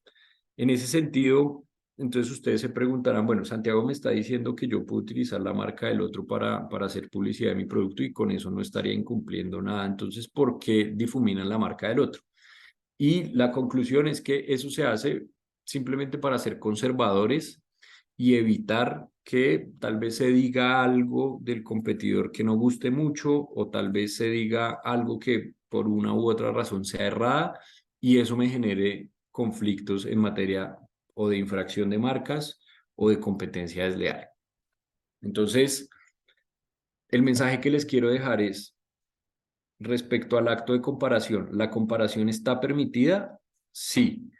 ¿Puedo utilizar la marca del tercero para hacer esa comparación? Sí. Sin embargo, tengan en cuenta que hay unos requisitos. La comparación tiene que ser de buena fe, por elementos informativos, y en ningún momento puedo decir mentiras. Además de eso, hay otra característica, y es que los extremos que estoy comparando sí son comparables. Es decir, si por ejemplo yo vendo shampoos y saco en mi publicidad de shampoos que el mío es mejor que el de mi competidor, pero lo comparo es, por ejemplo, con una crema para el cuerpo, pues ahí estoy, digamos, como generando una idea errónea porque pues obviamente mi producto para el pelo va a ser mejor que echarme en el pelo una crema para el cuerpo, ¿sí? Entonces, hay que tener mucho cuidado con qué estoy comparando. Si definitivamente son productos que tienen la misma finalidad, la misma función, yo puedo compararlos. Entonces, recapitulando, siempre y cuando lo haga de buena fe, siempre y cuando lo haga para informar y no para desinformar o decir mentiras o cosas incorrectas sobre el otro, y además de eso, que los elementos que se comparan sí sean comparables. Acá tenemos, pues, lo que les decía, el típico ejemplo de los, bueno, yo hablaba en mi ejemplo del jabón para la ropa, pero también se va con el jabón de la loza. Entonces miren que por ejemplo que acá dice rinde 50% más. Ahí entonces, según lo que hemos hablado, tengan en cuenta que debe haber un estudio o sí, básicamente estudios en los cuales yo haya hecho el ejercicio de determinar que efectivamente el mío rinde más o lava más platos utilizando menor cantidad de producto. Entonces, por ejemplo, miren que acá está la típica letra pequeña y utilizaron simplemente dos frases. Una vez que están hablando que la comparación se hizo con base en un producto de la misma cantidad y utilizando sus condiciones de uso. Y listo. Acá, por ejemplo, estamos viendo el típico caso que yo les decía de difuminar la marca o hablar de mi competidor como el otro. Pero en este caso, digamos, si ellos hubieran puesto la marca de su competidor, si nos ceñimos estrictamente a lo que dice la ley, podemos utilizar la marca del otro si estamos diciendo la verdad, no deberíamos tener ningún riesgo. lo que les digo, ¿por qué lo hacemos? Por ser conservadores y estoy totalmente de acuerdo en ser conservadores, pero también pues les quiero dejar un mensaje y es, podemos hacer publicidad arriesgada, podemos hacer publicidad tal vez jugando con la marca del otro, sí, siempre y cuando pues no afectemos su reputación o no estemos diciendo cosas que no son. Eh, por ejemplo, vean que en Estados Unidos esto sí lo aplican a cabalidad. Miren esas batallas que se dan entre McDonald's y Burger King o las batallas que se dan entre las marcas de carros o entre los celulares. También lo vemos mucho, esa guerra que hay entre Samsung y iPhone. Entonces, siempre y cuando se utilicen elementos informativos que corresponden a la realidad y no sirvan para engañar al consumidor, pues está totalmente permitido. Entonces, lo que sí puede generar esos riesgos de competencia desleal, pues sería ir en contra de ello. Acá igual quiero pasarles de forma rápida unos videos que han generado, digamos, como mucha controversia en casos que pues no son colombianos, pero que sí son prácticamente estos casos en los que uno siempre se centra en los típicos casos de libro cuando hablamos de comparación, porque pues han sido casos muy sonados y, por ejemplo, el primer caso que vamos a ver es un anuncio que salió en España hace un muy buen tiempo sobre el uso de la marca de un competidor para compararse o para resaltar las propiedades de su producto. Acá en este caso, una marca de jugos de naranja que se llama Don Simón utilizó la marca de su competidor para decir que, que su competidor no utilizaba jugos realmente de pulpa o de fruta de la naranja, sino que básicamente era prácticamente un producto artificial. Hubo una demanda y la terminó ganando finalmente el comerciante Don Simón, porque se pudo comprobar que lo que estaba diciendo en la publicidad no era mentira, que las características de los productos se daban para compararse y para decir que el de la competencia no era extraído pues como de la pulpa de la fruta, no tenía pulpa de fruta, sino que era básicamente un líquido con sabor a naranja, mientras que las propiedades del producto Don Simón sí correspondían a lo que se menciona ahí, que es un jugo con pulpo de fruta. Entonces, para que vean que, por ejemplo, ya hay casos decididos en los cuales un competidor utilizó la marca de su competidor, se comparó con él, dijo que no tenía el producto de su competidor, dijo que tenía el suyo, y por más de que hubo una demanda, y ahí es cuando les digo el tema de ser conservadores, porque pues mucha gente no lo hace porque dice, bueno, puede que tenga razón, pero no quiero meterme en una demanda porque sé que me van a demandar, pero en este caso, por ejemplo, hubo demanda y pues salió adelante la persona que hizo la publicidad. Entonces la voy a poner. Información al consumidor de los zumos de naranja refrigerados. En el frigorífico de su tienda de alimentación, usted puede encontrar zumos como Minute Maid obtenido a partir de zumo de naranja concentrado o zumos como Don Simón, exprimido directamente de las naranjas. Zumo exprimido Don Simón, directo de las naranjas. Entonces, como ven, el anuncio lo que muestra es que Minute Maid, que es su competidor, utiliza un extracto. Es decir, utiliza lo que podría llamarse como asemejar acá en Colombia, por ejemplo, el Tampico, que no es jugo natural de naranja, sino que es un jugo con sabor a naranja, un líquido con sabor a naranja. Mientras que Don Simón sí tiene pulpa de fruta porque pues, es extraído directamente de las naranjas. Dentro de todo el proceso, las partes demostraron sus argumentos y Don Simón pudo demostrar que su jugo efectivamente era extraído de las naranjas para que vean, pues por ejemplo, acá ya un poco más ejemplificado este tema de la información verificable y pudo demostrar que su competidor efectivamente no tenía las mismas propiedades que su jugo y eso lo caracterizaba y realzaba su producto frente al otro. Entonces, lo que les digo acá, pues una decisión en favor de Don Simón. Y bueno, esto nos demuestra y reafirma mi punto de pues, que sí se puede hacer siempre y cuando se haga de buena forma. Hay otro ejemplo que les voy a poner también en pantalla que es un poco más complejo porque fue toda una campaña publicitaria en la cual nos vamos a dar cuenta de todo este tema que hablábamos ahorita de condiciones objetivas del producto y condiciones subjetivas del producto. Esta fue una batalla legal y publicitaria que se dio en Argentina entre dos marcas de cerveza, una que se llama Quilmes y otra que se llama Isenbeck. Isenbeck lanzó una campaña publicitaria. Primero consistía en solo una pieza publicitaria, en la cual decía que si el consumidor llevaba al supermercado una tapa de Quilmes y una tapa de Isenbeck, le regalaban una Isenbeck. Utilizó la marca Quilmes y además de eso, cuando se refirió a Quilmes, dijo la cerveza que toma la mayoría, y cuando se refirió a Isenbeck, dijo la mejor cerveza. Una cosa es decir la cerveza que toma la mayoría, y eso lo dijo frente a Quilmes, en ningún momento lo denigró, simplemente antes reconoció que era la cerveza que tomaba la mayoría porque es la cerveza más popular de Argentina, pero sobre Isenbeck dijo es la mejor. Lo que les decía, esto es una apreciación subjetiva.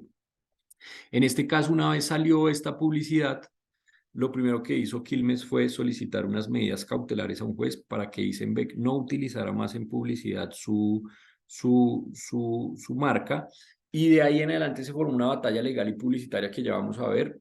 Vamos a ver todas las piezas, son muy cortas, son rápidas. Regálenme un segundo que no sé por qué no.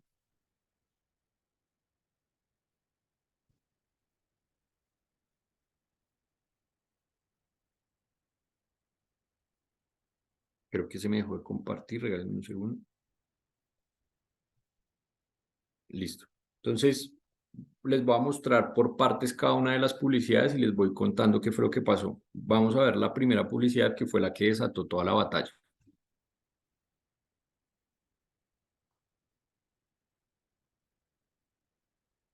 Presentando una chapita de Isenbeck amarilla, más una chapita de Quilmes, te llevas una Isenbeck de regalo. ¿Por qué una promo así? Te preguntarás. Muy fácil. Quilmes es la cerveza que hoy toma la mayoría, pero Isenbeck es la mejor cerveza. ¿Cuál es la idea? Que la mayoría pruebe la mejor cerveza. Que ya sabe. Isenbeck. Entonces, lo que les contaba, acá la idea es, lo que ocurrió es que entonces Quilmes le solicitó a un juez que le ordenara a Isenbeck cesar el uso de su marca porque consideraban que era un uso desleal, que era una comparación desleal. Y el juez en primera instancia lo que hizo fue decir, oiga, sí, sabe que usted tiene razón, acá están utilizando su marca y esto puede ser competencia desleal. Voy a ordenar que se deje de utilizar su marca mientras decido si esto efectivamente es competencia desleal o no, pero por ahora voy a tomar unas medidas preventivas. Una vez emitió esa orden, Isenbeck resolvió de la siguiente forma. Promo es un éxito mal. Por eso ahora nos dejan nombrar la marca PIP, porque parece que Don PIP se enojó. Igual la promo sigue. Vos presentas una chapita amarilla de Isenbeck más, una chapita de PIP, y te llevas de regalo una Isenbeck. ¿Por qué una promo así? Fácil. PIP es la cerveza que toma la mayoría. Isenbeck es la mejor cerveza. ¿Cuál es la idea? Que la mayoría pruebe la mejor cerveza. El que sabe, sabe, Don PIP. Isenbeck. Entonces, como ven, lo que respondió Isenbeck en este caso es nuevamente sacar una publicidad en la que dice la cerveza PIP, pero si ustedes ven la tapa utiliza los mismos elementos gráficos y la misma letra que utiliza Quilmes en su publicidad. Entonces, pues obviamente lo primero que hizo Quilmes es decir, oiga, esta gente está incumpliendo las medidas cautelares. Se fue nuevamente ante el juez y le dijo, adopte una decisión porque no le están cumpliendo. Y el juez nuevamente les ordenó a retirar esta publicidad y a pagar una multa. Después, entonces, Isenbeck volvió a responder porque en todo caso su publicidad estaba siendo muy exitosa y gracias a esta publicidad se estaban disparando las ventas de Isenbeck. La promo explotó grosso. El tema es que ahora no podemos mostrar la marca PIP. No puedo decir cerveza Plim Plim. No puedo decir cerveza No te das drama. Vos seguís presentando una chapita amarilla de Isenbeck, más una chapita de la otra, y te llevas una Isenbeck de regalo. ¿Por qué? Porque la otra es la cerveza que toma la mayoría. Isenbeck es la mejor cerveza. Lo que queremos, básicamente, es que la mayoría pruebe la mejor cerveza. Isenbeck. ¿Qué sabe? Sabe. Arranca. Entonces miren cómo ya la publicidad pasó de utilizar la marca de Quilmes a decir la otra y mostrar simplemente una tapa, pero pues obviamente ya se había generado una idea en el consumidor de, bueno, pues esto es Quilmes obviamente. En ese sentido, en primera instancia, el juez que adoptó todas estas medidas falló en contra de Isenbeck y dijo que efectivamente ahí había competencia desleal porque se estaba utilizando la marca de Quilmes en su publicidad, que esto fue una decisión en todo caso que pues muy errónea y va en contravía de lo que acabamos de ver. Entonces Isenbeck lo que hizo fue solicitar un recurso o interponer un recurso de apelación y eso fue a un tribunal superior en Argentina. El Tribunal Superior en Argentina, mientras resolvía, Isenbeck volvió a sacar una última publicidad, que es la siguiente. Isenbeck. No sabe, la promo está acá, no, acá. ¿Por eso? No la vamos a cortar justo ahora. Por eso, presentando una chapita de Isenbeck amarilla, más otra chapa. Pero pará, no digo nada. De Isenbeck. También de Isenbeck. O sea, con 2 chapitas de Isenbeck, te llevas otra Isenbeck de regalo. ¿Por qué seguimos con la promo? Simple. Porque a uno solo no le haya gustado, ¡pip! No significa que la mayoría se tiene que perder de disfrutar el sabor de la mejor cerveza. Isenbeck. El sabor del... Isenbeck. Entonces, miren, además de eso, como ya la última publicidad ni siquiera necesitó nombrar a su competidor para ya vender, o sea, antes era, si me trae una tapa de mi producto y me trae una de mi competidor, le doy mi producto. Ahora es, si me trae 2 de mi producto, le doy mi producto. Entonces, miren que todo esto, pues, obviamente fue un éxito y Isenbeck, además de las multas que le pudieron poner, pues, obviamente con el éxito de la campaña, pagó las multas y por eso siguió haciendo esa publicidad. Pero además de eso, tuvo una decisión favorable ante los tribunales que revisaron la decisión de primera instancia y el tribunal dijo todo lo que hemos hablado en este momento, es decir, oiga, pero es que yo no veo que su marca se esté viendo afectada acá. De hecho, le dijo a Quilmes, acá están diciendo que usted es el mejor, no están diciendo absolutamente nada malo, están utilizando su marca es para hacer una pieza publicitaria, una campaña publicitaria que en ningún momento dice mentiras sobre usted, utiliza información incorrecta, se está haciendo de mala fe, ¿no? Simplemente están diciendo que usted, antes le están dando la propiedad de que usted es el mejor o que usted es la cerveza que toma todo el mundo. Mientras que lo que está haciendo Isenbeck, es decir, que la de ellos es la mejor, pero eso no lo puede medir nadie. Para ellos es la mejor, para otros consumidores puede no ser la mejor y demás. Entonces falló en favor de Isenbeck en este caso. Entonces, voy a leer una pregunta rápida en el chat. Ya vamos a Santiago, pasar ¿puedo al siguiente participar? acto. Sí, claro, sí, señor. Muy interesante el caso que acabas de mencionar. Esto es una especulación como para rematar desde el punto de vista de un abogado especializado en publicidad. Se sabe que no es conveniente hablar de la mejor o del mejor porque, como dices tú, es muy subjetivo. Podría sugerirse, digamos, en una publicidad comparativa, que la palabra, en vez de decir la mejor cerveza, la gran cerveza, es una Sí, opinión, es una claro que opinión. sí. Claro que sí. Eso es totalmente viable. Podemos jugar ahí con sinónimos. Lo importante es que ese sinónimo en ningún momento lleve a que ya se dé una característica objetiva. Si yo digo la gran cerveza o la cerveza más buena, pues digamos como que una cosa es la gran cerveza, pero si yo digo, por ejemplo, la cerveza más buena, muchas veces también digo, es buena porque de pronto es buena para la salud. Entonces, digamos que hay que tener mucho cuidado con la forma en la que jugamos con los sinónimos, pero por ejemplo, para el ejemplo que tú pones, la gran cerveza está bien, ¿sí?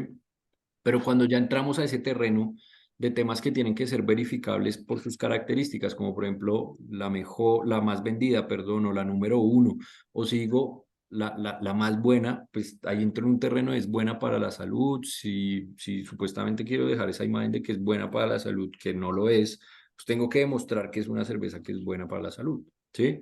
Entonces, efectivamente podemos jugar con los sinónimos, pero hay que revisar que ese juego de sinónimos no nos lleve a un escenario en el cual de pronto estemos diciendo algo que sí deba ser comprobable o que sí deba ser verificable y se vuelva no una apreciación subjetiva, sino ya una afirmación objetiva. Ya, correcto. Gracias. Vale, sí, señor. Hay una pregunta en el chat que dicen que en cuanto a las imágenes, ¿es posible utilizar imágenes de un producto el cual yo vendo, pero es necesario tener autorización de fabricante para usar esa imagen?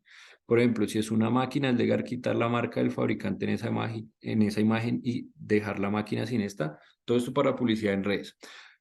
Esa pregunta la hace Juan P., creo que es Juan Pablo. Juan Pablo, pues acá respecto de imágenes hay, digamos, como muchos elementos para tener en cuenta, porque lo que les decía, la misma norma que regula todo el tema de marcas en Colombia, que es una decisión andina, que es una decisión que aplica en toda la comunidad andina, en un artículo nos dice que nosotros podemos utilizar la marca del otro para efectos de fabricante, de declararme como vendedor de ese fabricante, ¿sí? Esto, por ejemplo, cuando se da, tu ejemplo me lleva al ejemplo en el cual yo, por ejemplo, tengo un taller mecánico, en el cual yo reparo carros de la marca Mazda, Volkswagen y Jeep. Es muy normal que para yo hacer mi publicidad utilice la marca de ellos. En ese caso yo no estaría ejerciendo una infracción o estaría yendo en contra de la norma porque estoy informando que presto servicios relacionados con esa marca.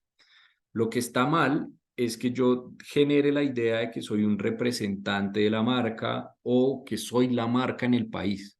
Tiene que quedar clarísimo que es que yo soy un taller. Entonces, para la pregunta en este caso es, la respuesta es, si ese producto es adquirido por medios legítimos, sin ningún problema, a través de canales autorizados de ese distribuidor, de ese fabricante, perdón, tú puedes utilizar la imagen sin ningún problema. ¿Sí? Si, por ejemplo, es una máquina, es legal quitar la marca del fabricante, digamos que lo recomendable es dejarla, porque más allá de que estemos vulnerando un derecho o no, pues finalmente muchas veces el fabricante precisamente lo que quiere ver es cómo se publicita su marca. Si yo la quito, ahí sí podría estar, digamos, como no tanto en términos legales, pero sí en términos comerciales, afectando a la imagen del fabricante del producto.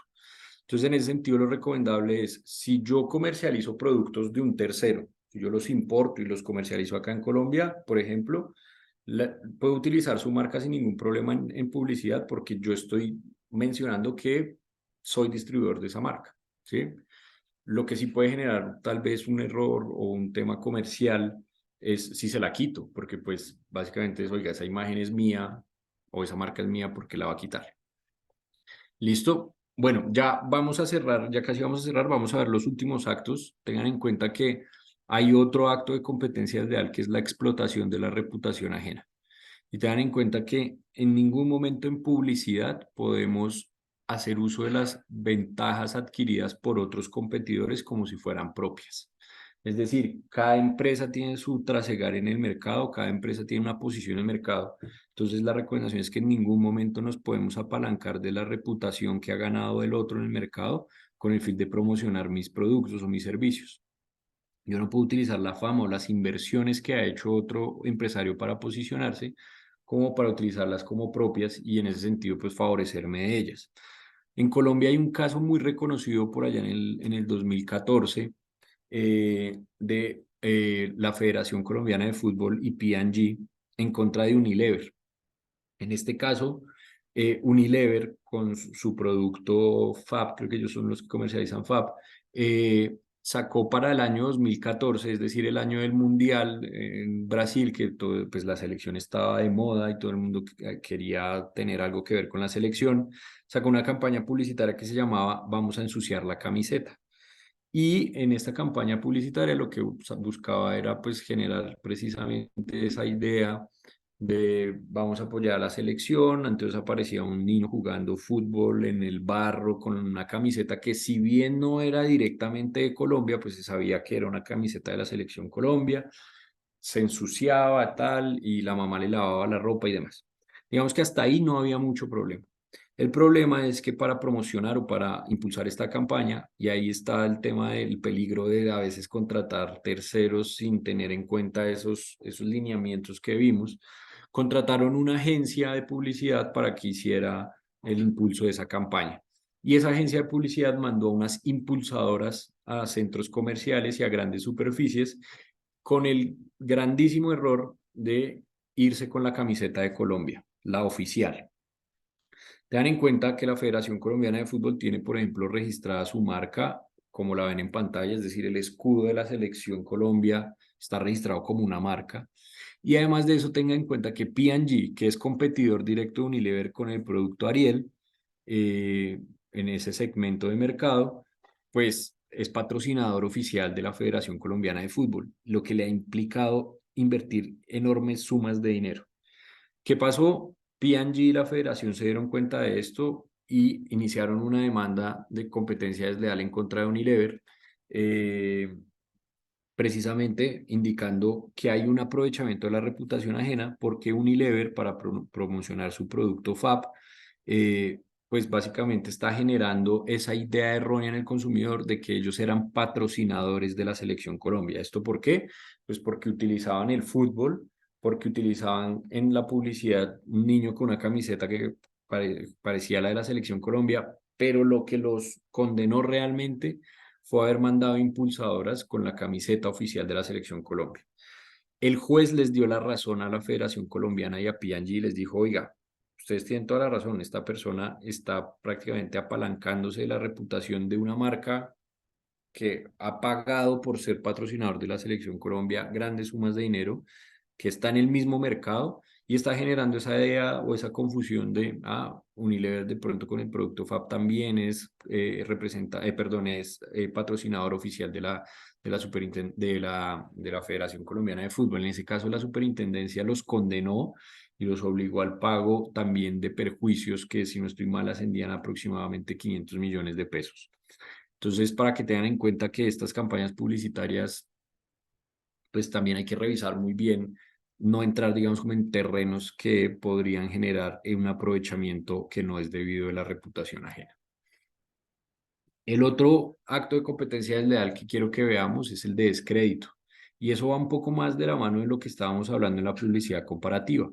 Y es que en ningún momento podemos utilizar información falsa que desprestigie a un competidor.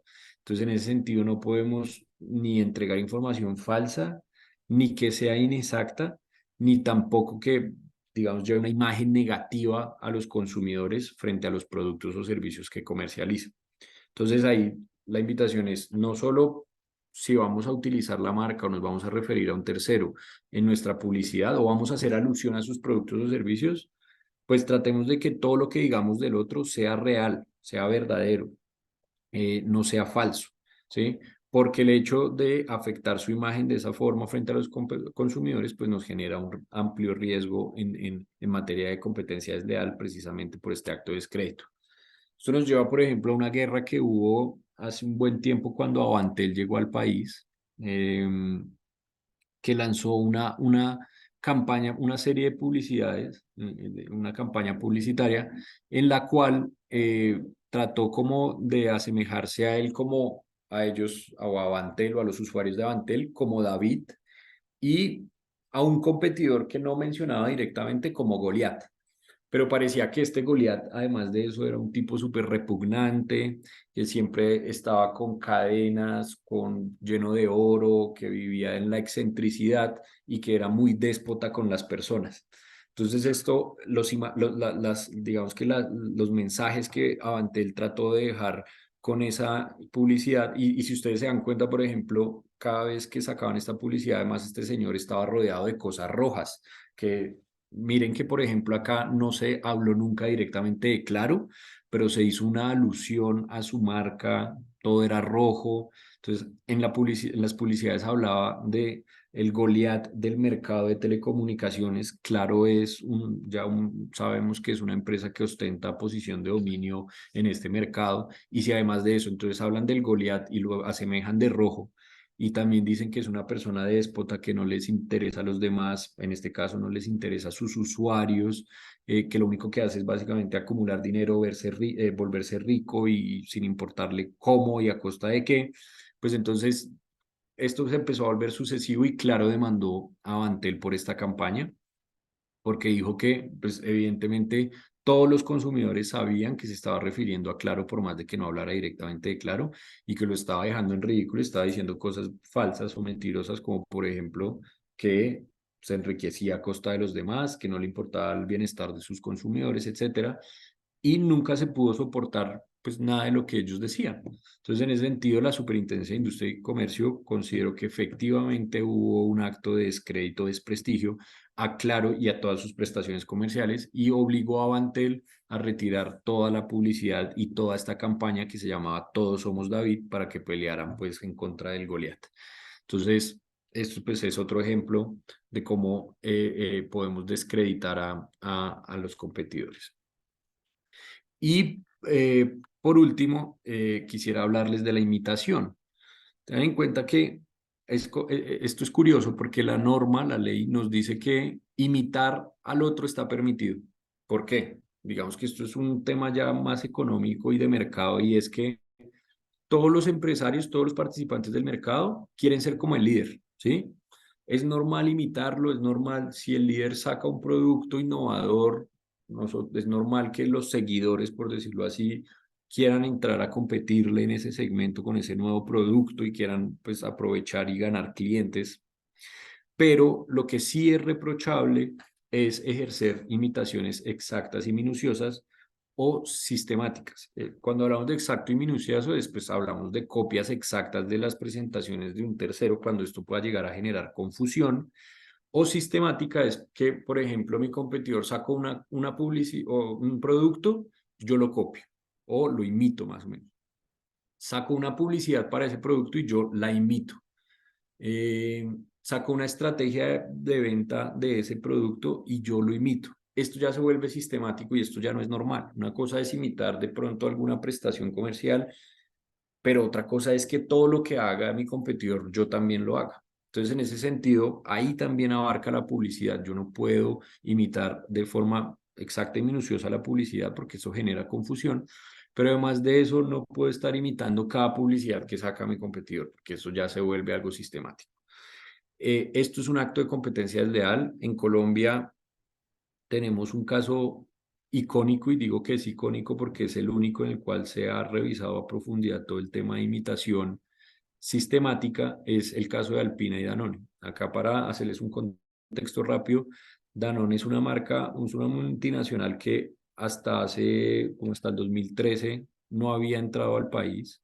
Sin embargo, buscó Alpina para mostrarle su interés de entrar al país a través de ellos. Alpina les dijo que no pudieron llegar a un acuerdo, pero Alpina ya sabía entonces de las intenciones de Danone de entrar al mercado colombiano. En ese sentido, lo que pasó y lo que pudo comprobar tanto Danone como la Superintendencia de Industria y Comercio es que Alpina imitó las prestaciones comerciales de Danone. ¿Qué hizo? Por un lado, registró las marcas que Danone tenía en otros países, no siempre de forma exacta, sino de forma al menos muy similar en Colombia, para evitar que cuando Danone entrara al país pudiera usar de forma pacífica esas marcas o solicitarlas. Además de eso, copió estrategias comerciales que estaba aplicando Danone en otros países, como por ejemplo la presentación de sus productos. Entonces empezó a imitar varios de los productos que ellos sacaban en Europa, los imitaba acá en Colombia. Y además de eso, imitó toda la estrategia de publicidad que sacó Danone en otros países respecto a esos productos, la imitó acá en Colombia. Esto porque al parecer se hizo pues para generar una barrera de entrada. ¿Por qué? Porque Danone, cuando sacara una publicidad parecida, pues al final le podía decir, oiga, qué pena, yo ya había sacado una publicidad parecida, usted es el que me está imitando a mí. Entonces Danone cogió todos estos casos y presentó una demanda acá en Colombia, y la Superintendencia de Industria y Comercio le dio la razón. Dijo, oiga, ¿sabe que sí? Acá está comprobadísimo que hay una imitación sistemática, porque le registraron marcas casi idénticas o similares, utilizaron sus mismas presentaciones y además de eso se le copiaron su estrategia publicitaria. Declaró que había una imitación y definitivamente falló en favor de Danone.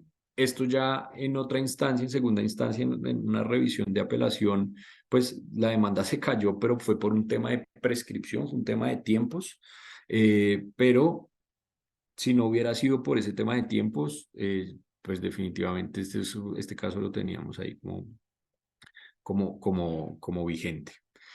Tengan en cuenta que cuando hablamos de confusión, que de pronto ustedes me han escuchado hablar mucho de confusión, hablamos de dos tipos de confusión, que es la confusión directa, que es cuando el consumidor adquiere un producto pensando que es otro, o la indirecta, que es cuando el consumidor piensa que le está comprando a un empresario, pero realmente le está comprando a otro, ¿sí?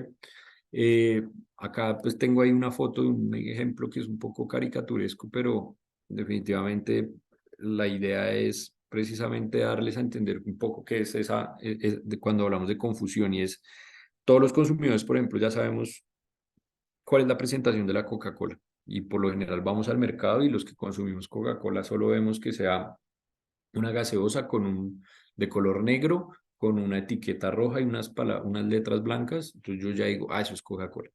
Pero vean que, por ejemplo, han salido variaciones como lo que ustedes ven de cola negra en la parte de arriba, o esta referencia también de cola amarilla frente a Inca Cola. Todas estas cosas pueden generar efectivamente tanto confusión directa o indirecta, y es precisamente la invitación que les queremos hacer, y es, si bien sabemos que en los mercados hay ciertos códigos o elementos comunes, pues la idea es que tratemos de diferenciarnos en nuestras presentaciones y asimismo en nuestra publicidad a los competidores para evitar estos riesgos. Bueno, por último, el terrorismo. Tengan en cuenta que, como lo he mencionado, la autoridad competente es la Superintendencia de Industria y Comercio, que es la encargada de velar por el cumplimiento de las normas en materia de protección al consumidor y libre competencia.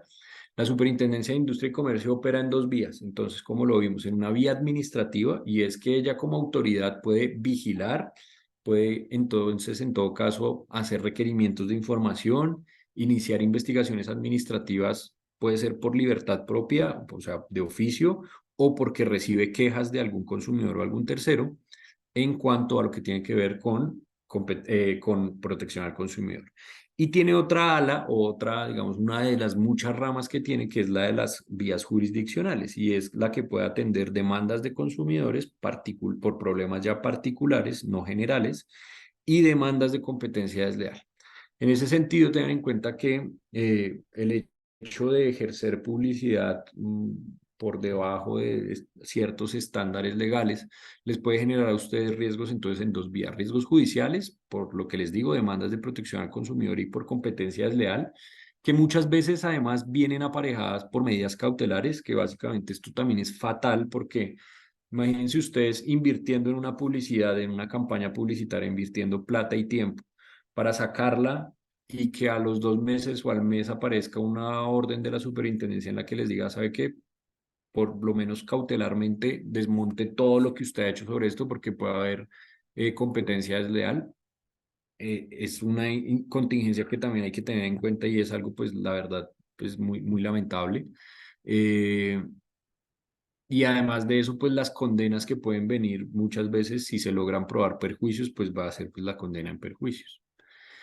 Y además de eso, los riesgos administrativos que hablábamos, que puede ser por infracción al régimen de protección al consumidor, incluso investigaciones y procesos sancionatorios por infracción a normas sanitarias, que también nos hablan un poco de la información en productos, y lo que les digo, medidas cautelares de retiro de productos o publicidad en el mercado. Entonces, todo esto hay que tenerlo en cuenta, porque las medidas cautelares pues también son una herramienta, por lo menos preventiva, que nos va a obligar a sacar del comercio, o a sacar digamos, como de nuestros medios de comunicación toda la estrategia que hubiéramos podido adelantar, y esto pues es fatal. Creo que hay una pregunta. No, ya es un comentario. Entonces, en ese sentido es muy importante que tengamos en cuenta esos riesgos. El mensaje que les quiero dejar, y lo que les he insistido mucho, es: podemos hacer publicidad agresiva, podemos hacer publicidad arriesgada.